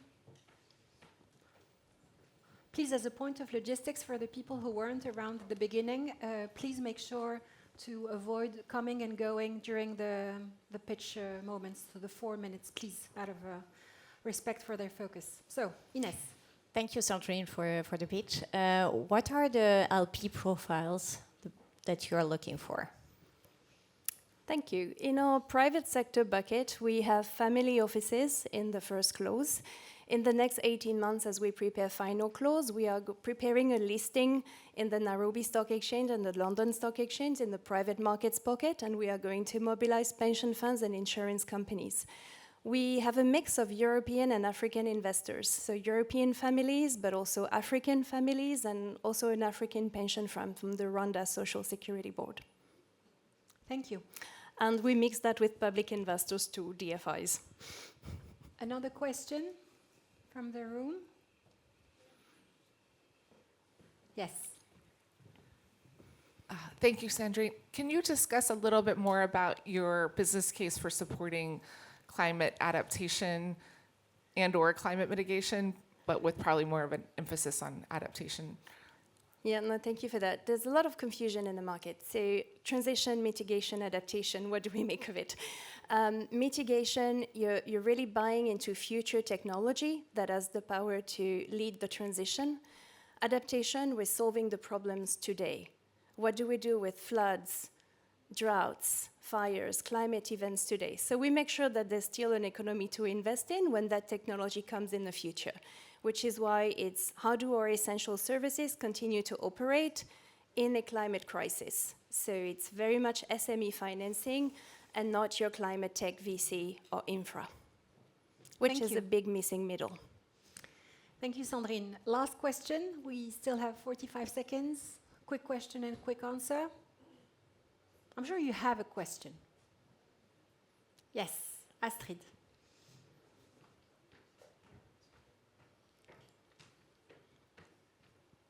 Thank you.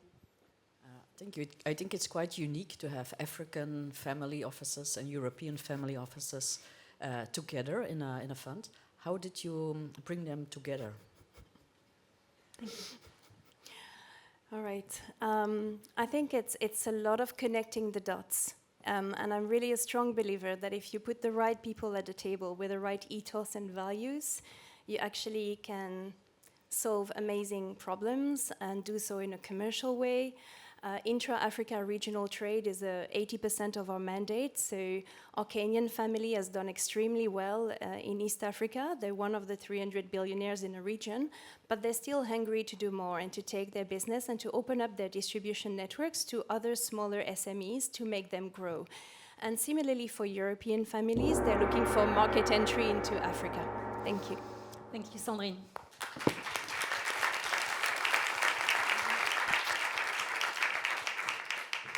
Next up, Emmanuel, with another session with an Absolutely, LP. another expert, and Yes. we invite another LP, Amara Gori.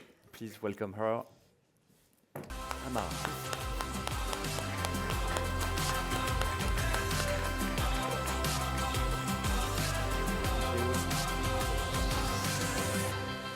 So, welcome, Amara. You are co-head of sustainable investing at Schroders, a very large asset management platform. You work across private markets at a time where the gap between what science tells us what is needed for the transition and how capital is actually deployed is widening. So with you, we would like to, I would like to explore why. Why is it not functioning? How to accelerate, capital flows into climate transitions. So let me start with just this very simple question. So is capital flowing fast enough to climate transition? And if not, why? I think we all in the room know the answer is no. But can we focus a bit more on the how can we instead of the why not, Absolutely. right?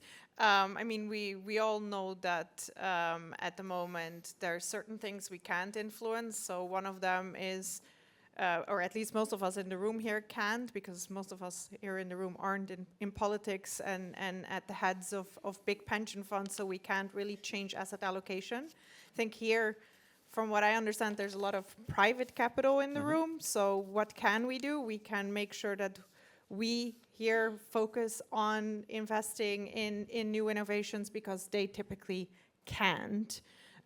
what I, in my role within Schroders Capital, so Schroders Capital is a 100 billion private assets platform. About 20 of that is private equity, and we do both fund investments as well as direct co-investments in lower mid-market buyout. So really the engine of the economy, the SMEs, the previously family-owned businesses and so forth. As well as some venture and growth in the UK, US, and China and India. So what can we do through our portfolios when we have conversations with our LPs, with our GPs equally, is see what we already have, you know? Think about what do we need to close some of the gaps in the value chain, essentially. Thinking specifically of the typical example of a renewable energy value chain, there's plenty of investment in the infrastructure to get the energy, so the solar, wind, etc. But everything else in the value chain seems to be failing except for electric vehicles. So how can we, through our portfolios and with our clients, work on that, essentially? So you basically enlarge the definition of what is a climate investment, right? Exactly. So we typically have the conversation about enablers, which is interesting internally as well, because we have a very strong impact framework within Schroders that was co-developed with Blue Orchard. Yeah. I mean, intent is still a very strong pillar there, but increasingly, we are challenging ourselves. Should we focus on that? We very recently did an investment in the US that in the end didn't go in impact pools because we had to have the conversation of, was this firm created to have an impact? The answer is clearly no. It's a company that does maintenance on telecommunications and pipelines and renewable energy. So there's a strong component there to keep everything running because they're in the US. We know that there's a lot of stress on infrastructure there, but it's clear that they were never started with that intent. So from an impact portfolio perspective, it might be a hard sell. But from a climate solutions perspective, and especially if you think about the enablers, I think we should also think about that, because we need to close a lot of gaps, and a lot of that is actually skills in the value chain. So climate investment is, like transversal perspective. It's not only reserved for your impact sleeve, right? Because you do have an impact sleeve. Can you tell us about it? Is it big compared to the 120 billion that you mentioned? Yeah, exactly. So we have a number of funds that are either, so we have one that is called Climate Plus. It's an LTAF in the UK, and it's multi-private assets. That one clearly focuses mostly on climate, also a little bit on the social component of it. So biotech can be invested there. Some other just transition topics. We then have impact pools that have large allocation to climate. But increasingly, the conversation is with our LPs is that they don't want to just do climate, or they do, but they don't know how to get started. And we first see what's already in their portfolios. And I think that's an important part to get them comfortable, because they're obviously, it's scary to go into something new, but if we show that it's already there and it's already had proven performance, it's an easier conversation starter. Okay, so you help refocus and reconsider what they have actually in the portfolio that also relate to climate, right? Including exactly, like and that they want it because of what they have in their traditional asset allocation. Okay. Exactly. And are you seeing, starting to shift in the right direction when you talk to LPs or your colleagues? Last few months, not so much. Yeah. As I think everyone can imagine. I mean, I'd say in the last year, definitely, since Europe started talking more about defense, the attention starts going in that direction instead of climate solution. Most of them, when they start mapping, they see renewable energy as one of the themes there, as something they need to consider when they're defending their countries. I hope that the very unfortunate current situation in the Middle East helps refocus towards climate solutions, and that's definitely a conversation I'm having. Yeah, I guess that had they have the right investment decision 5 years ago, situation today would be different, right? Exactly. I know my train right here yesterday, because I also had to write some content for something we're publishing. I had a long conversation with ChatGPT about, find me some evidence on this, like what countries are more stable now in this situation, and there's some clear evidence. Well, I mean, those that are more self-reliant, I mean, of course, also, for example, France, because of nuclear, they have more stable energy prices in times like, when Russia first invaded Ukraine and also now. Okay. Any advice, for your fellow LPs in the room to, navigate these uncertainties and, refocus or enlarge maybe what climate investing is? So what can I do? Look at what you already have, just to get full buy-in internally, that it doesn't have to completely go out of context, but still have that conversation as well of maybe allocate there, instead of having a climate sleeve, increase your VC sleeve, especially when it comes to early stage. Okay, across multi assets, transversal view of climate. Yeah, but definitely don't lose sight of what leaves kind of a stable country and economy and so forth in times like this, where I think we're partially in this, by the way, with regards to climate solutions because of regulation. So regulation might not be the answer, but to just think about value creation first. What have you already gotten there? And think, try to think long term. I mean, we need to think about defense, but also think about what happens once we feel protected. Yeah. So. Okay. Thank you, Amara. Thank you. And let's move to the next pitches.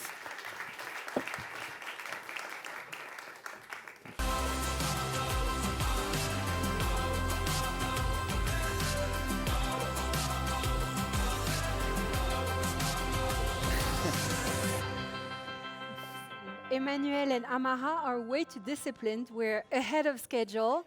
I had granted them 3 more minutes, and they're like, no, we're sticking to our time.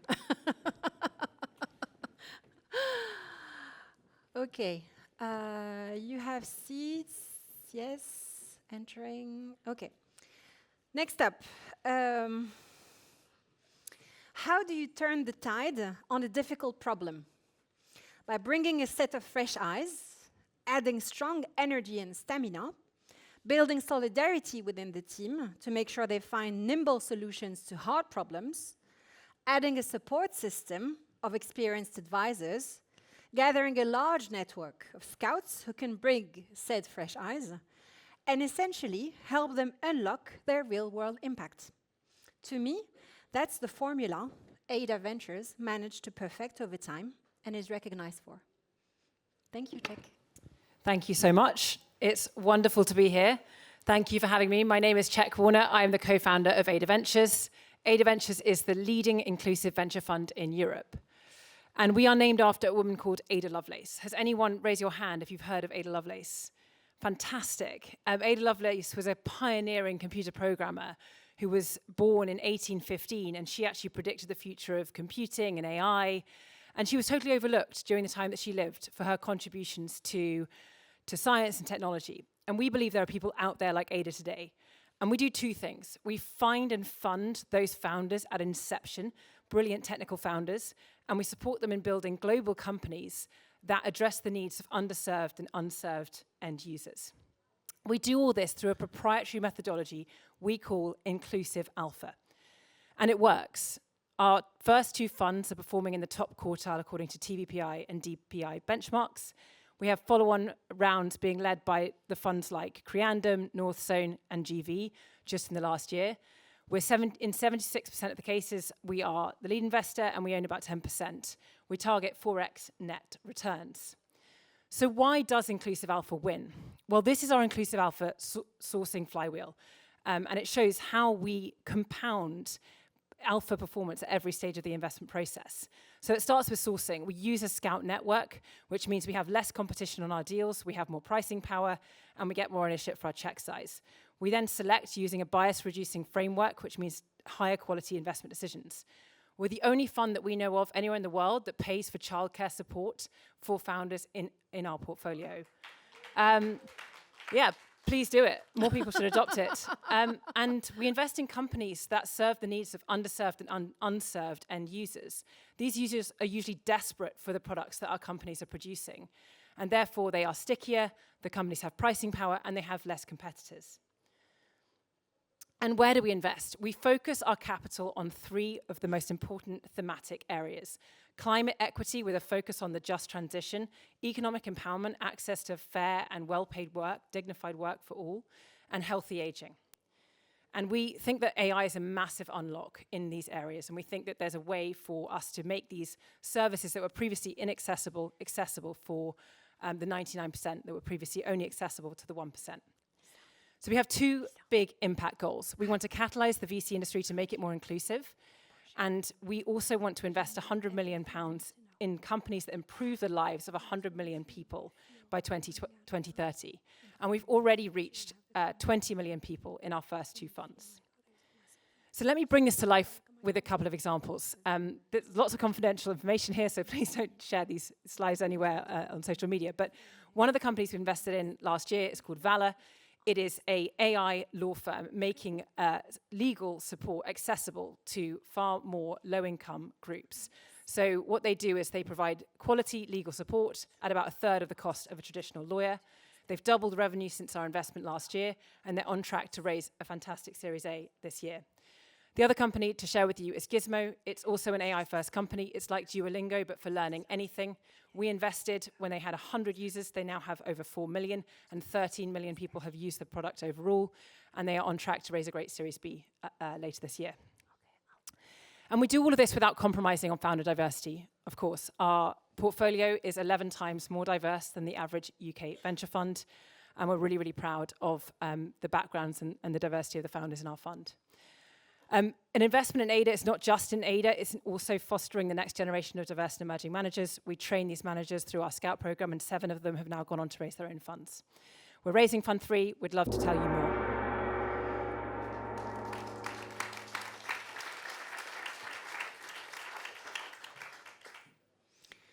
Question for Czech.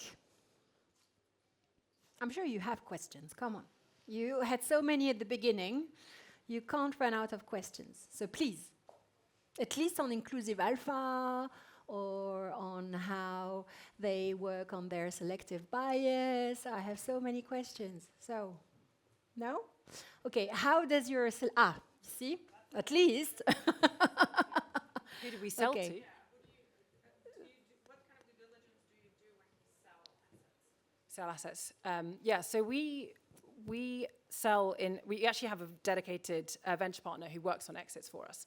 And one of the amazing things about being a pre-seed investor is that we can sell in lots of different ways. So we sell to private equity funds, later stage funds and secondaries, and M&A, and strategic M&A. We work really closely with founders in defining their impact goals, and we frankly wouldn't invest in a founder that didn't really care about preserving those goals post-investment. So that is a really key part of how we do DD on the way in, and then we expect those founders to continue it after they've exited the company. Thank you. Yes. Oh, do you have a mic? So how do you work with your peers? Peers. You want to influence, I mean, I hope at least that what you want to do is influence others to do the same. Yeah. How do you work with your peers? Yeah, we're super open, super collaborative. Everything is open source. We call it kind of open VC. We publish reports, we publish studies. We did a study on the amount of capital going into venture funds owned by women, which showed shocking statistics, which is on our website. We also published a report last year, which is called the Inclusive Alpha Founder Report, which is all about how we assess founders in a way that doesn't just look at their CV and their background, it assesses their characteristics. So we are trying to kind of share as much as possible, and we want Inclusive Alpha to become famous. We want it to be adopted by other people. And that's actually part of why we do the Future Fund Manager sort of program of training we want them all to adopt that framework and invest in that way as well. Thank you, Christina. Any last question? We have 40 seconds left. Yes, in the middle. Yes.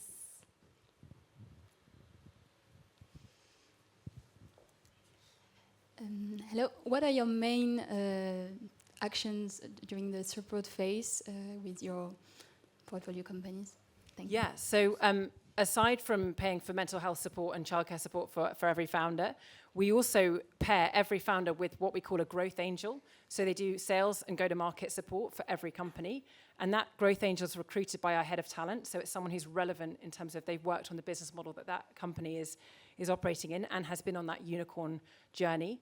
So one of our companies, Lifted, for example, is working with one of the early employees at Deliveroo, who did pretty much every single role in the company, to help them to scale and to unlock next stage capital.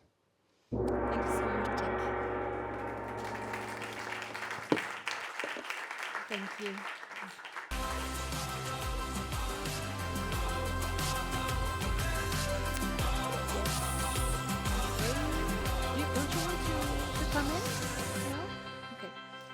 Next up, with our next speaker, what struck me during the review of the documents for the selection process was not so much the high profile and strong hands-on impact practice of the two founders of our next fund, nor how planetary boundaries and their social acceptability are directly embedded into the fund by treating environmental sustainability and inclusion as mutually reinforcing forces as they invest in sectors where environmental pressure and economic opportunity intersect.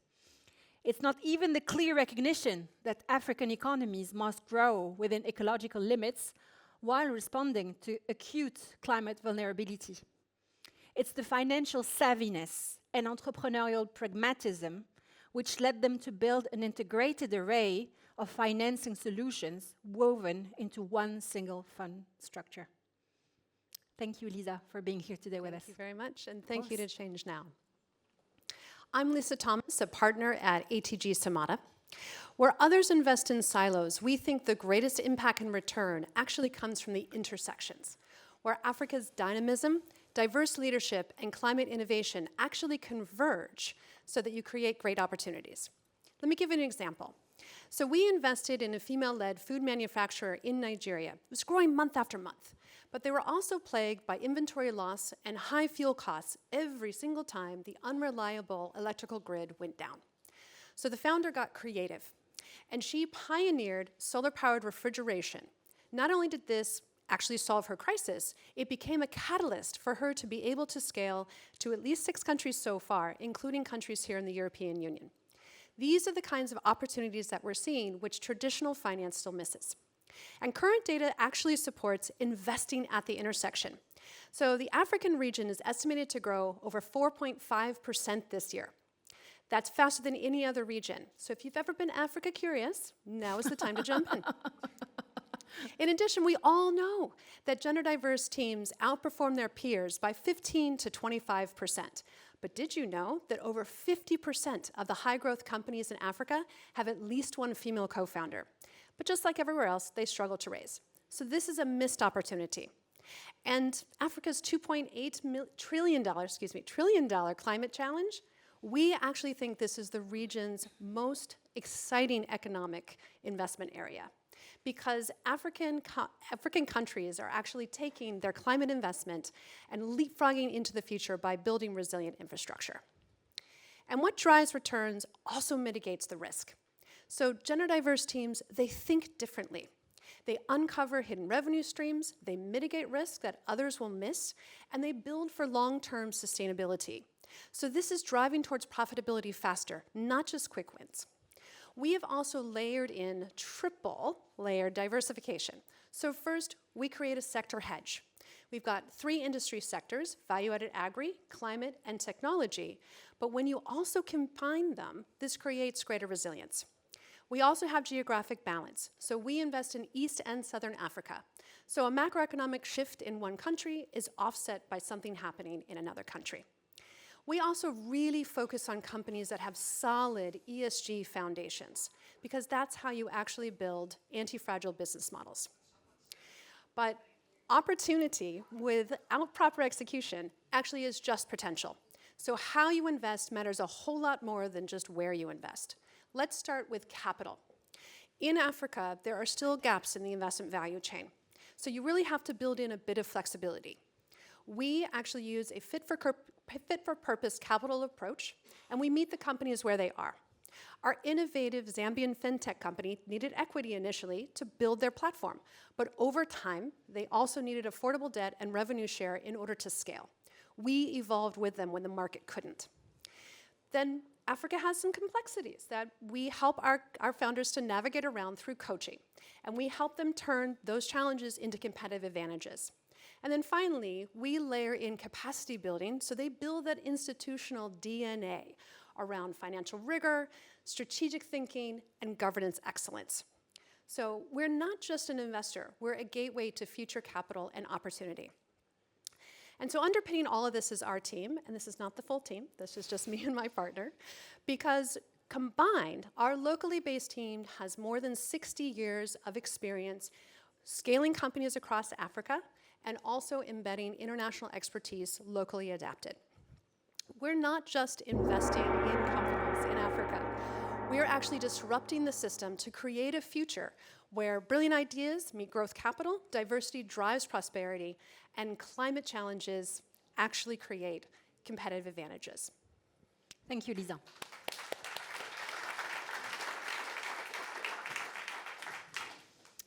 Questions? Yes, we already have one. Start thinking of your question, huh? Quick question. Quick answer. Yes. Thank you, Lisa. It's a quick question. So you're mentioning that you're proposing fit-for-purpose capital. Can you maybe detail a little bit the financial instruments that you're using? Thank you.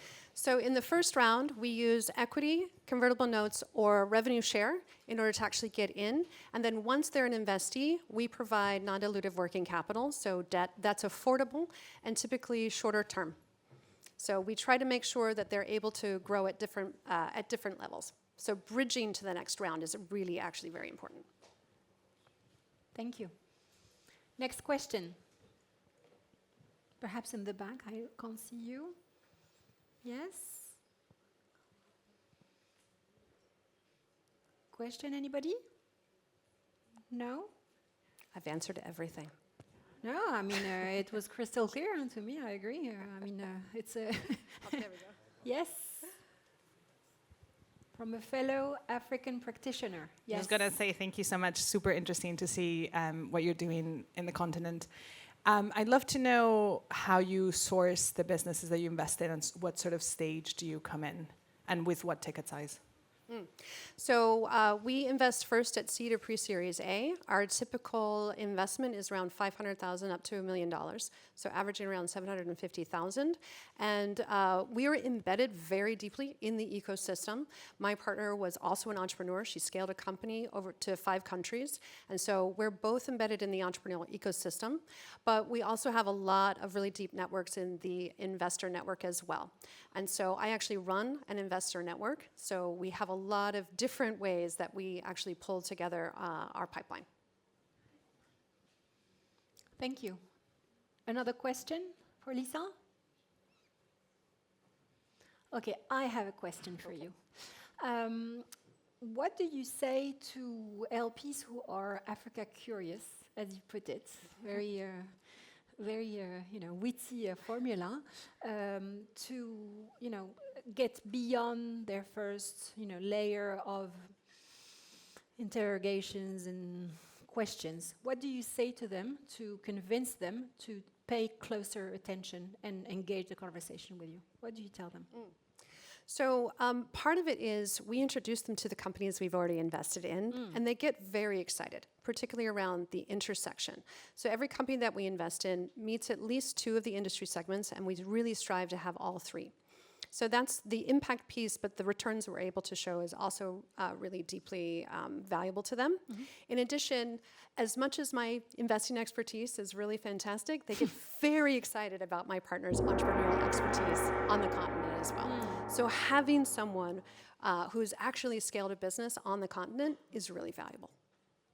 Well, thank you, Lisa, and thank you, everyone, for your attention. Thank you. That was excellent.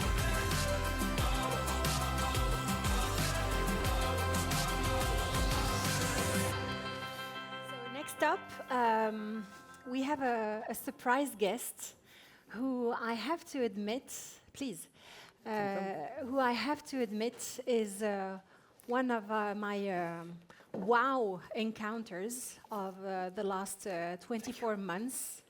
And Eva literally does wonders to create a level of impact and transformation that I rarely saw. So I'm very honored that you made us with us today. And I hope you will get as much pioneering inspiration as curiosity and spark to get into the details of what she's building with fellow LPs. Thank you for making it with us. Thank you, Eva.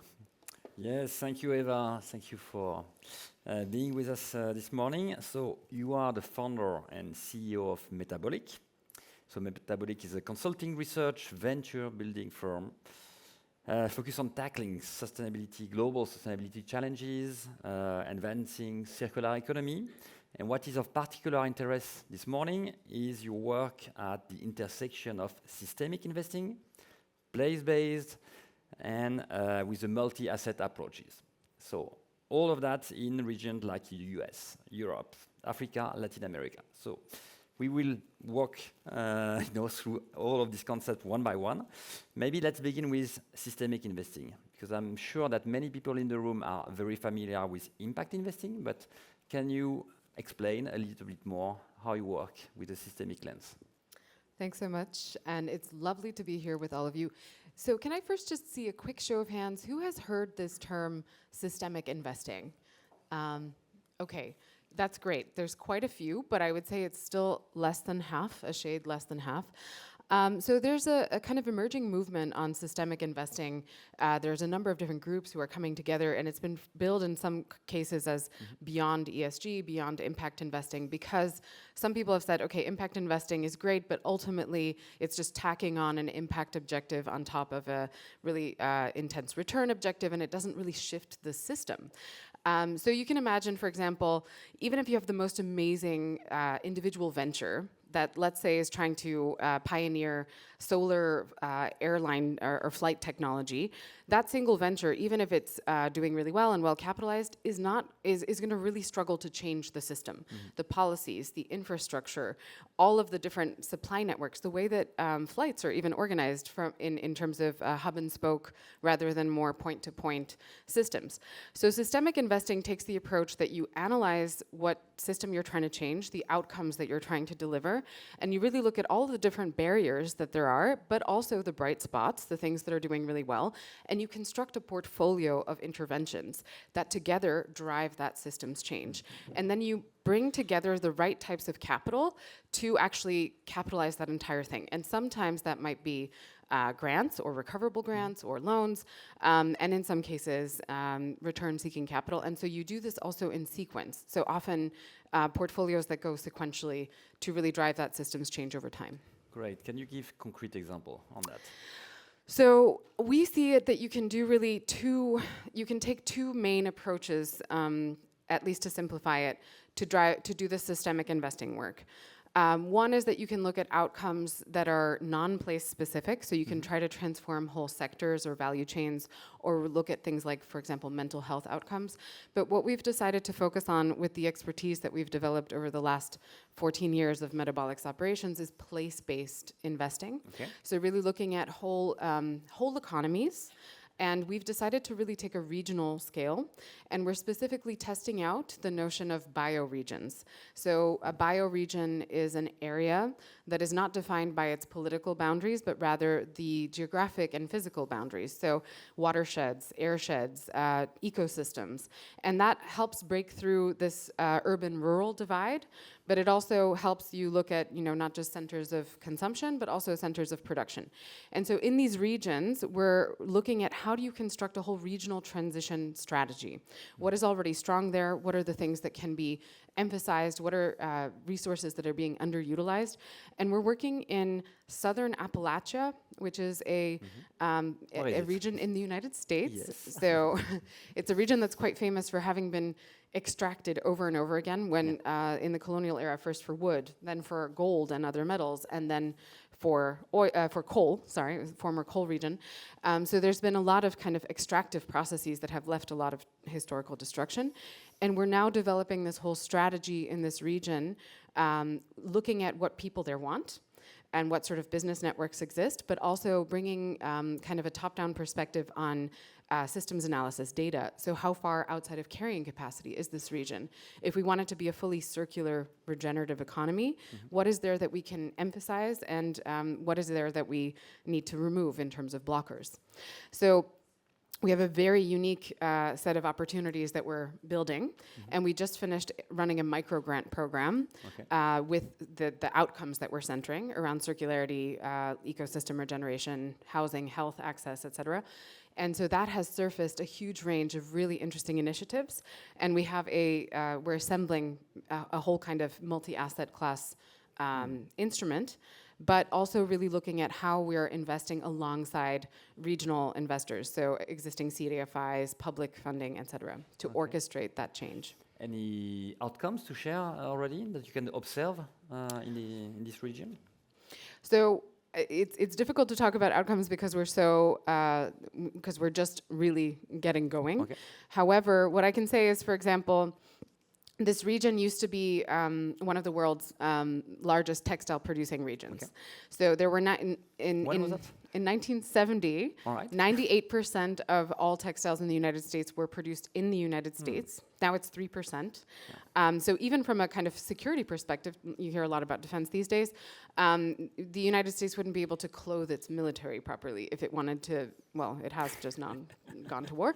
But so the thing is that there's groups that are trying to dust off the existing infrastructure and see what can be done to actually create local circular textiles value chains. And so there's really interesting workers' cooperatives, new types of regenerative farms, new technologies that are being designed to decorticate hemp, for example, and bring that into the value chain. So we're really building out that entire value chain-based approach, but also working with local governments who are trying to re-envision their waste system. And so bringing those things together, you're trying to basically create a evening out of different types of risk by pooling different types of assets, and also increasing the absorptive capacity of the region by upskilling and bringing some of these initiatives into cohorts that are working together to create new markets. Yeah. So that's something that we're actively working on, and we already see that there's, because of the initiatives that have been there for a while, there's already quite a lot of traction in this whole approach. Okay. Now it's fascinating because with this approach,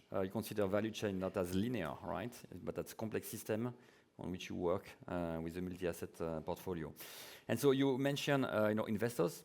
I don't know if you call them LPs, but it's a very diverse group of investors. Can you maybe tell us a bit more about that, about them? Because maybe people in the room say, okay, this is very fascinating, but it's not for me because it's far too complex. Are your investors very sophisticated, or are they just like the people in the room? So,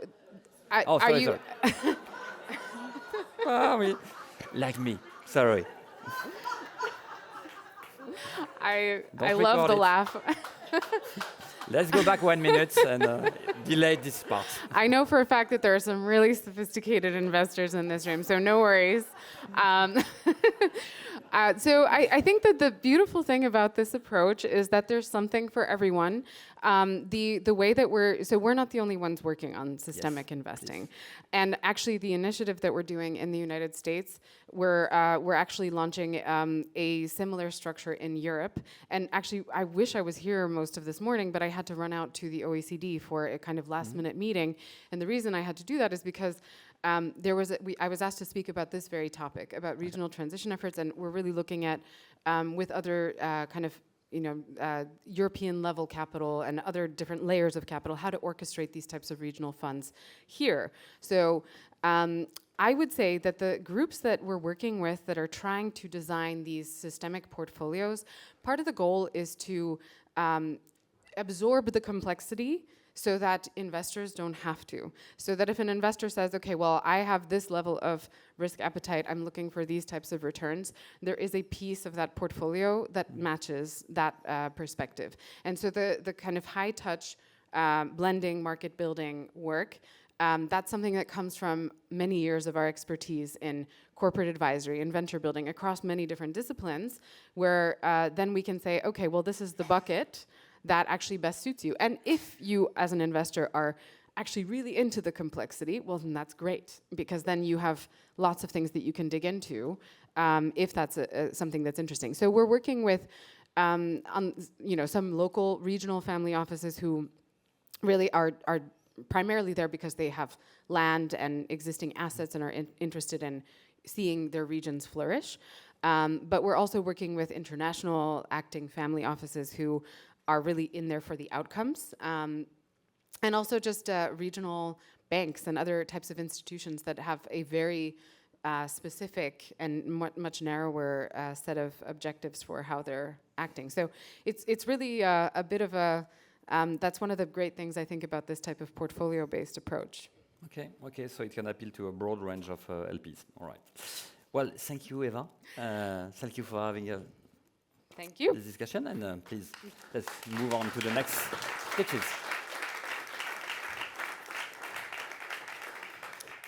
Thank you so much, Eva. Eva, don't run. I had the last question. Hello, Eva. Please come back. You walk too fast.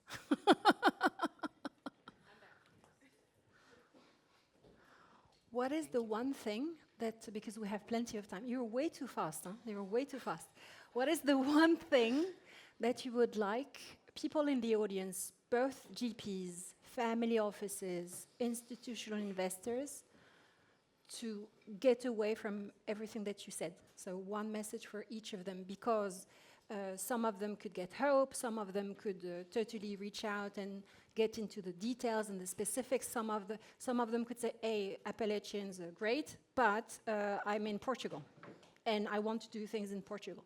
So please, one message for each and every one of them, because I think it's a great moment in time to gather as much curious people as possible around what you're trying to do.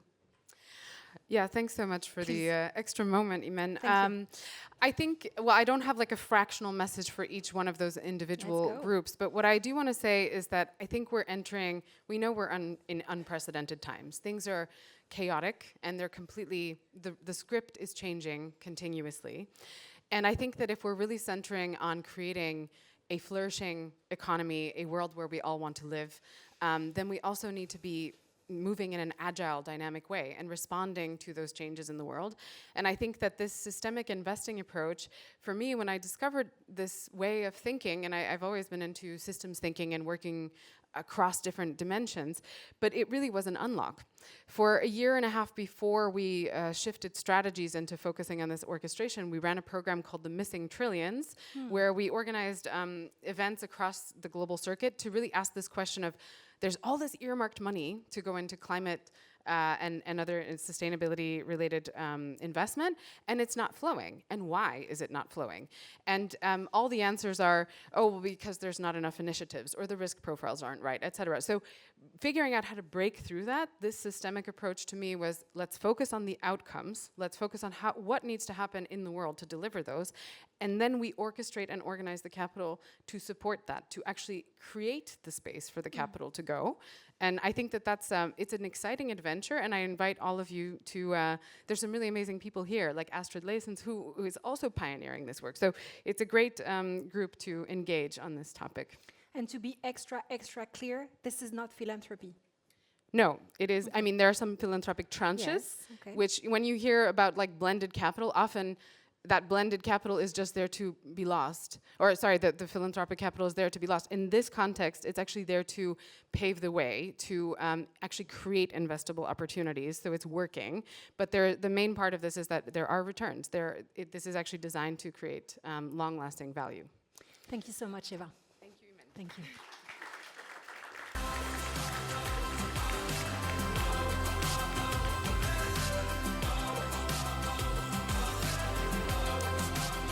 We have two more speakers who are going to showcase their amazing work. So please bear with us. Let's refocus. The community ecosystem aspect is the most compelling feature of this next speaker, in my opinion. Imagine a community of more than 4,000 active members globally. Entrepreneurs, angels, operators, funders. Now imagine yourself as an investor sitting in the middle of a constant stream of ideas, opportunities, quality conversation. You will collect signals, even zeitgeist, the air of the time. You will nurture relationships, trust, and ultimately unlock business opportunities, value, and impact. For me, that's the promise of the conduit. Thank you. Is that on? Yeah. Thank you so much for having me. I'm Gabby Morgan. I'm a partner at Conduit Connect Ventures. We are a UK-based impact fund manager, raising our second fund, targeting 50 million, and ideally, hopefully, closing at the end of this year.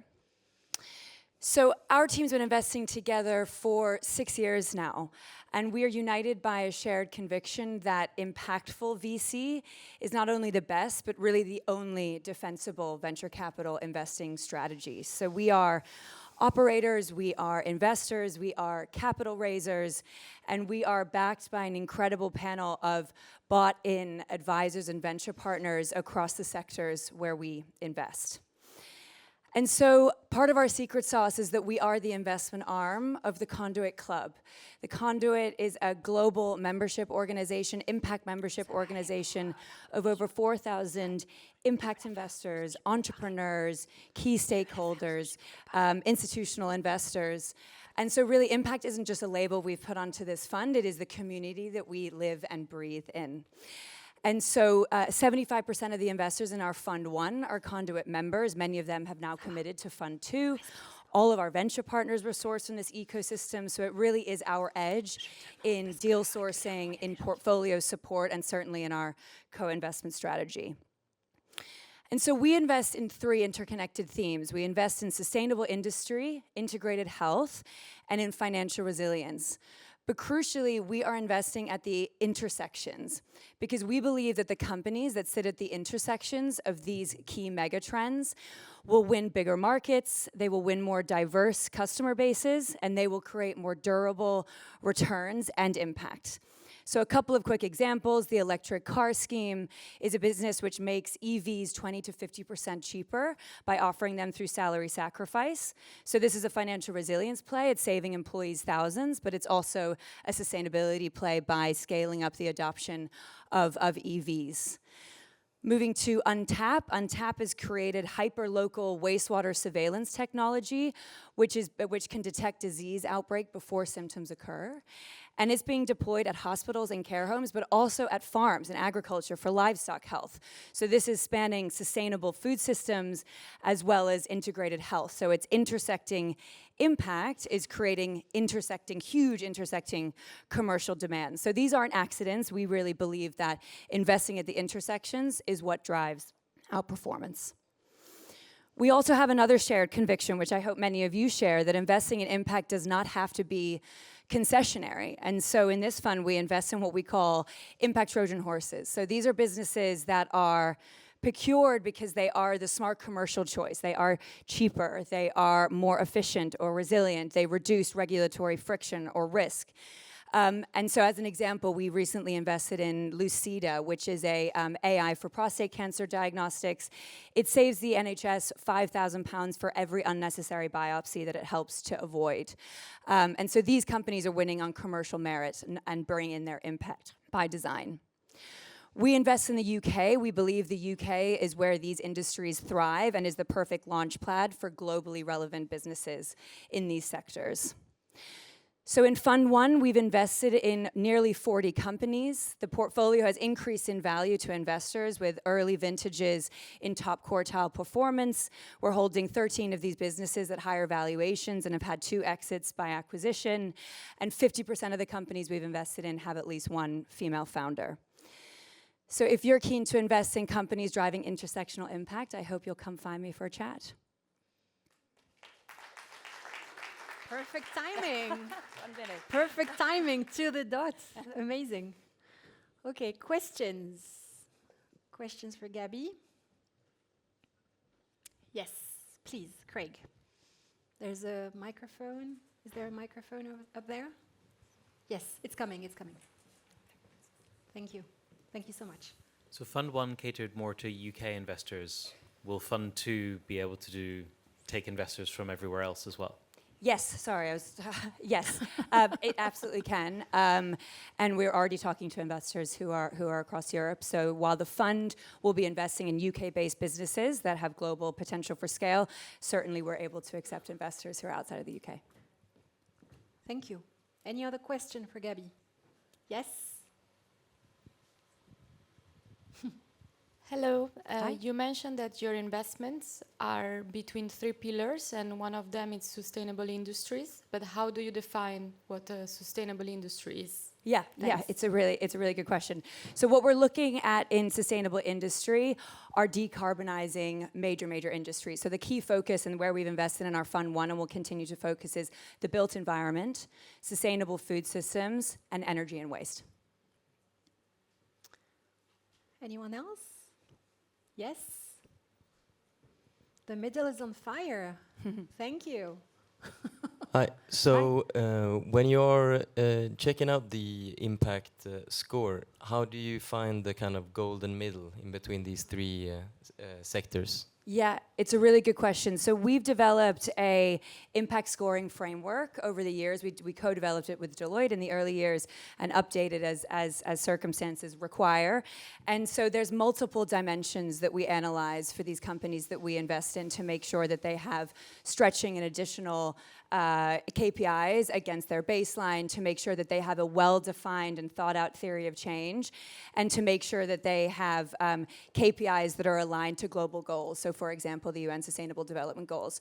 So when we are creating this impact score, when we're applying this impact framework to every company, the businesses that are having those KPIs and that potential impact across these sectors score higher. And so those are the businesses that we are prioritizing when we're taking these to investment committee. And so of course, not only are they scoring higher in terms of their potential impact, because it has a greater impact on both people and planet, but they're also scoring higher, we feel, in terms of their potential for commercial return. Thank you. Last question? No, I have a question for you. What's special to be an LP at the Conduit? Well, I think you mentioned it in your introduction, so thank you. The Conduit was born out of a community. We believe so powerfully in the power of community to help businesses scale. So as an LP in the Conduit Fund, you will get access to this incredibly diverse and thoughtful impact community that spans countries, to be able to engage with the portfolio, but also engage with other LPs in a much more thoughtful way. Thank you, Gabby. Thank you so much.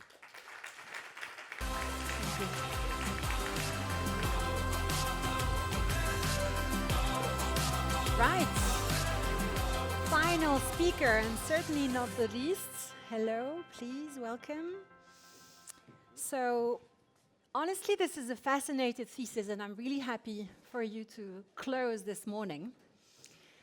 And fascinating because it's a mix of infra, energy transition through tech, untapped opportunity to decarbonize the fossil molecules in industries that remain hard to abate, blue chip player in Europe, execution capabilities, targeting industrial scale deployment where capital needs, regulatory tailwinds, climate impact coverage, I mean, so many check marks, you know? Very compelling case for a mitigation vehicle with a well-rounded equation, risk, return, impact, asset class diversification. These are the notes I wrote down when reviewing the deck. So I didn't prepare it for today, just to give you a sense of how, throughout this morning, there is so much diversity in the nature of impact, of how impact can be approached. And I hope you will will finish this morning and end this morning with the impression that there is something for you in these future conversations. So thank you, Lorenzo. Thank you very much. Hope you can hear me.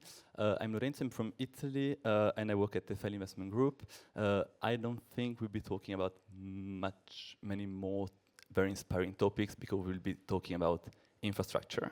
It is inspiring. We need infrastructure to change. But indeed, at the Fed, we've been investing in this sector for the last 20 years.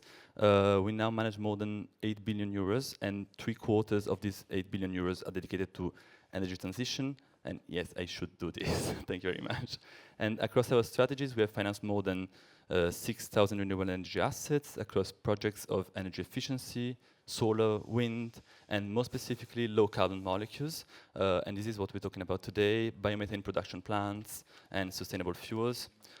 In 2020, we launched this fund. We were among the first ones to launch a fund dedicated to renewable gases. So the name of the fund was FL Green Gas, most originally. And since then, we have invested in more than 500 million euros across more than 30 transactions in biomethane, biogas recovery, sustainable fuels, and carbon capture platforms, mainly across Europe, some in North America as well. So this is to show you that when we talk about green molecules, we're not talking about something new. We're talking about a sector that we've been financing and building for a decade now. And here is the key challenge of the energy transition. So over the past decade, we have been electrifying mainly. So we've been doing solar, wind, electric vehicles. But this is only 20% of final energy consumption. So the remaining 80% of energy is still consumed in the form of molecules. So we're talking about gas, we're talking about fuel, we're talking about heat. And I mean, the challenging thing is that over 90% of these molecules are still fossil. And this is because, I mean, there's a whole bunch of sectors, the so-called hard-to-abate sectors, that need high energy dense fuels. So they can hardly be electrified. So we're talking about aviation, shipping industry, heavy industry, and the energy sector itself. So this is where the green molecules come in. We're talking about biomethane, sustainable fuels, biogenic CO2. They are all replacement technologies that can use the existing infrastructure. So this is a very important point. And most importantly, they can be produced locally. So I mean, this even further strengthens the energy sovereignty that we mostly need, and more specifically in this very challenging geopolitical environment. So the good news about all of this is that this is not a technological gamble at all. I mean, aerobic digestion has been operating for decades now. Biomethane is chemically identical to natural gas, and sustainable fuels technologies are absolutely industrializing right now. So the challenge today, and what is really needed, is scale. So just like solar and wind 15 years ago, what we need now is that to build the platforms that will dominate the market tomorrow. So this is where FL comes in, and FL Green Molecules 2 comes in. So our approach is quite simple. We partner with industrial developers in order to build and scale the platforms that actually produce all these molecules. And since success in these sectors requires a bit more than just financial capital and support, it requires people who understand how plant engineering work, grid connection, feedstock sourcing, regulatory frameworks, and long-term offtake contracts. So our team combines industrial and financial expertise as they have built energy projects themselves. So all these people that you see behind me have been, originating proprietary transactions, structured projects quite early in the value chain, and so what I will just say is that if we want to be serious about net zero, we need to leverage the green molecules. We have no other option. Thank you very much. Thank you, Lorenzo. Keep your mic. Keep your mic for the questions. Sorry for being so long. No, it's fine. It's fine. Thank you. So, questions, gentlemen in the middle. Thank you. Thank you very much for an interesting presentation, and I agree with a lot of the comments. I'm just wondering if you take biogenic carbon and the pathways towards SAF and maritime biofuels, etc., and maybe also heavy-duty transport. How do you see those emerging? Because I understand that you have invested in anaerobic digestion and so on, but the biogenic carbon, there's a little bit more technology risk. And how do you view that from an investment perspective over the next 5-10 years? Well, that's a very good question. Thank you very much. The reason why I've been focusing much on biogas, biomethane, and so on is because those are indeed the most mature technologies. So on that, I mean, we're very comfortable. What we did with this fund, and this is the specificity, is that we take stakes at both the corporate level and the project level. So we have some sort of like downside protection at the asset level. So we're actually taking a limited upside, but also like a very limited downside risk. And then we try to capture the value creation at the top co. So, for example, when we would do this kind of technologies, so ESAF, e-fuel, and so on and so forth, and we've been doing that. We have a very successful company in our portfolio, which is called Verso Energy. I don't know if you ever heard of it. We tend to very much appreciate this risk and balance our exposure to both the corporate level and the asset level. So I don't know if that replies to your question, but anyway, and maybe I'm anticipating a question from the audience. Our LP base is very much institutional, so we still tend to take a very conservative and prudential approach. Thank you. Yes? Question here, please. Thank you. Thank you. What is your outlook in bringing that European capability for the molecules and that generation of energy to other places? And obviously, I'm going to ask you about Africa. The European Union is investing $40 billion into Namibia for the production of green hydrogen to support the green transition of Europe. How do you bring these capabilities to strategic places that actually need the know-how and the innovation, but that also supports Europe? Yes, that's a very good question. So just to give you an idea, I mean, you mentioned the 40 billion allocated to Namibia, if I'm not mistaken. I mean, the investment needs are like 1 trillion euros just in Europe. So I mean, there's room for everyone, and there's a lot of untapped potential. The reason why we focus on Europe is that, I mean, we see the need here, and we are very much Europe-based and Paris-based. But definitely, I mean, we would be more than willing to expand to new geographies. But this is a job that requires very technical skills and to be on the ground, to see the project, to go visit it, to make sure that they're not putting carrots into your little soup there, because I mean, that doesn't work. So you need to, I mean, it's very technical. So that's why, mainly. Thank you. Well, thank you, Lorenzo.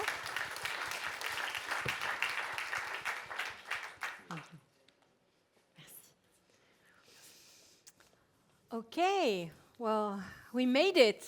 Thank you for staying until now. Are you still? Yes, you're still with your eyes wide open. So congrats. I know it's overwhelming. I know. So please, for the LP in the room, please remember that there is a dedicated Funds for Change web app, an LP GP web app. You have received the link to consult it in an email through the registration. You will receive a new email this afternoon in case the first email got lost in your inbox to get access to this app, to make sure that you get a proper look in a quieter setting at all the fantastic applicants, 98 applicants for this year's Funds for Change edition. We had, I would like to thank the 3 experts that accepted to be interviewed. Yes. Learn a lot. I've had a bit of fun as well. of embarrassment, at least I made you laugh. So we learned more seriously that LPs could reconsider financial return expectations And as a matter of fact, we have a dedicated session on that tomorrow morning. So Yes. please join us, investing in private assets within planetary boundaries, tomorrow, 9:30. Legacy stage. Exactly. We also listened to Amara telling us that we need to expand our view of what is climate investing and look across portfolios. And with Vera, that we can expand our view in beyond looking at one company at a time, but take the systemic lens, start from places, from the local needs, and focus on the outcomes. So thank you to all the three experts. Yes, a bit of logistics. So you remember you have stickers in your badges. The red is for LPs, the green is for GPs, the yellow is for other ecosystem members and supporters. Now is the time for the most important part of the morning, the lunchtime, the networking area. I would like to thank very, very deeply Romane Verine, Romane Sitbon, Bad Bayard, and Marie Suduka, who is on maternity leave, all part of the ChangeNOW team. They did an amazing job for literally a year now. It takes a year to prepare a morning like this. So a deep, deep, heartfelt thank you. A big congratulations and bravo to the speakers, the pitchers.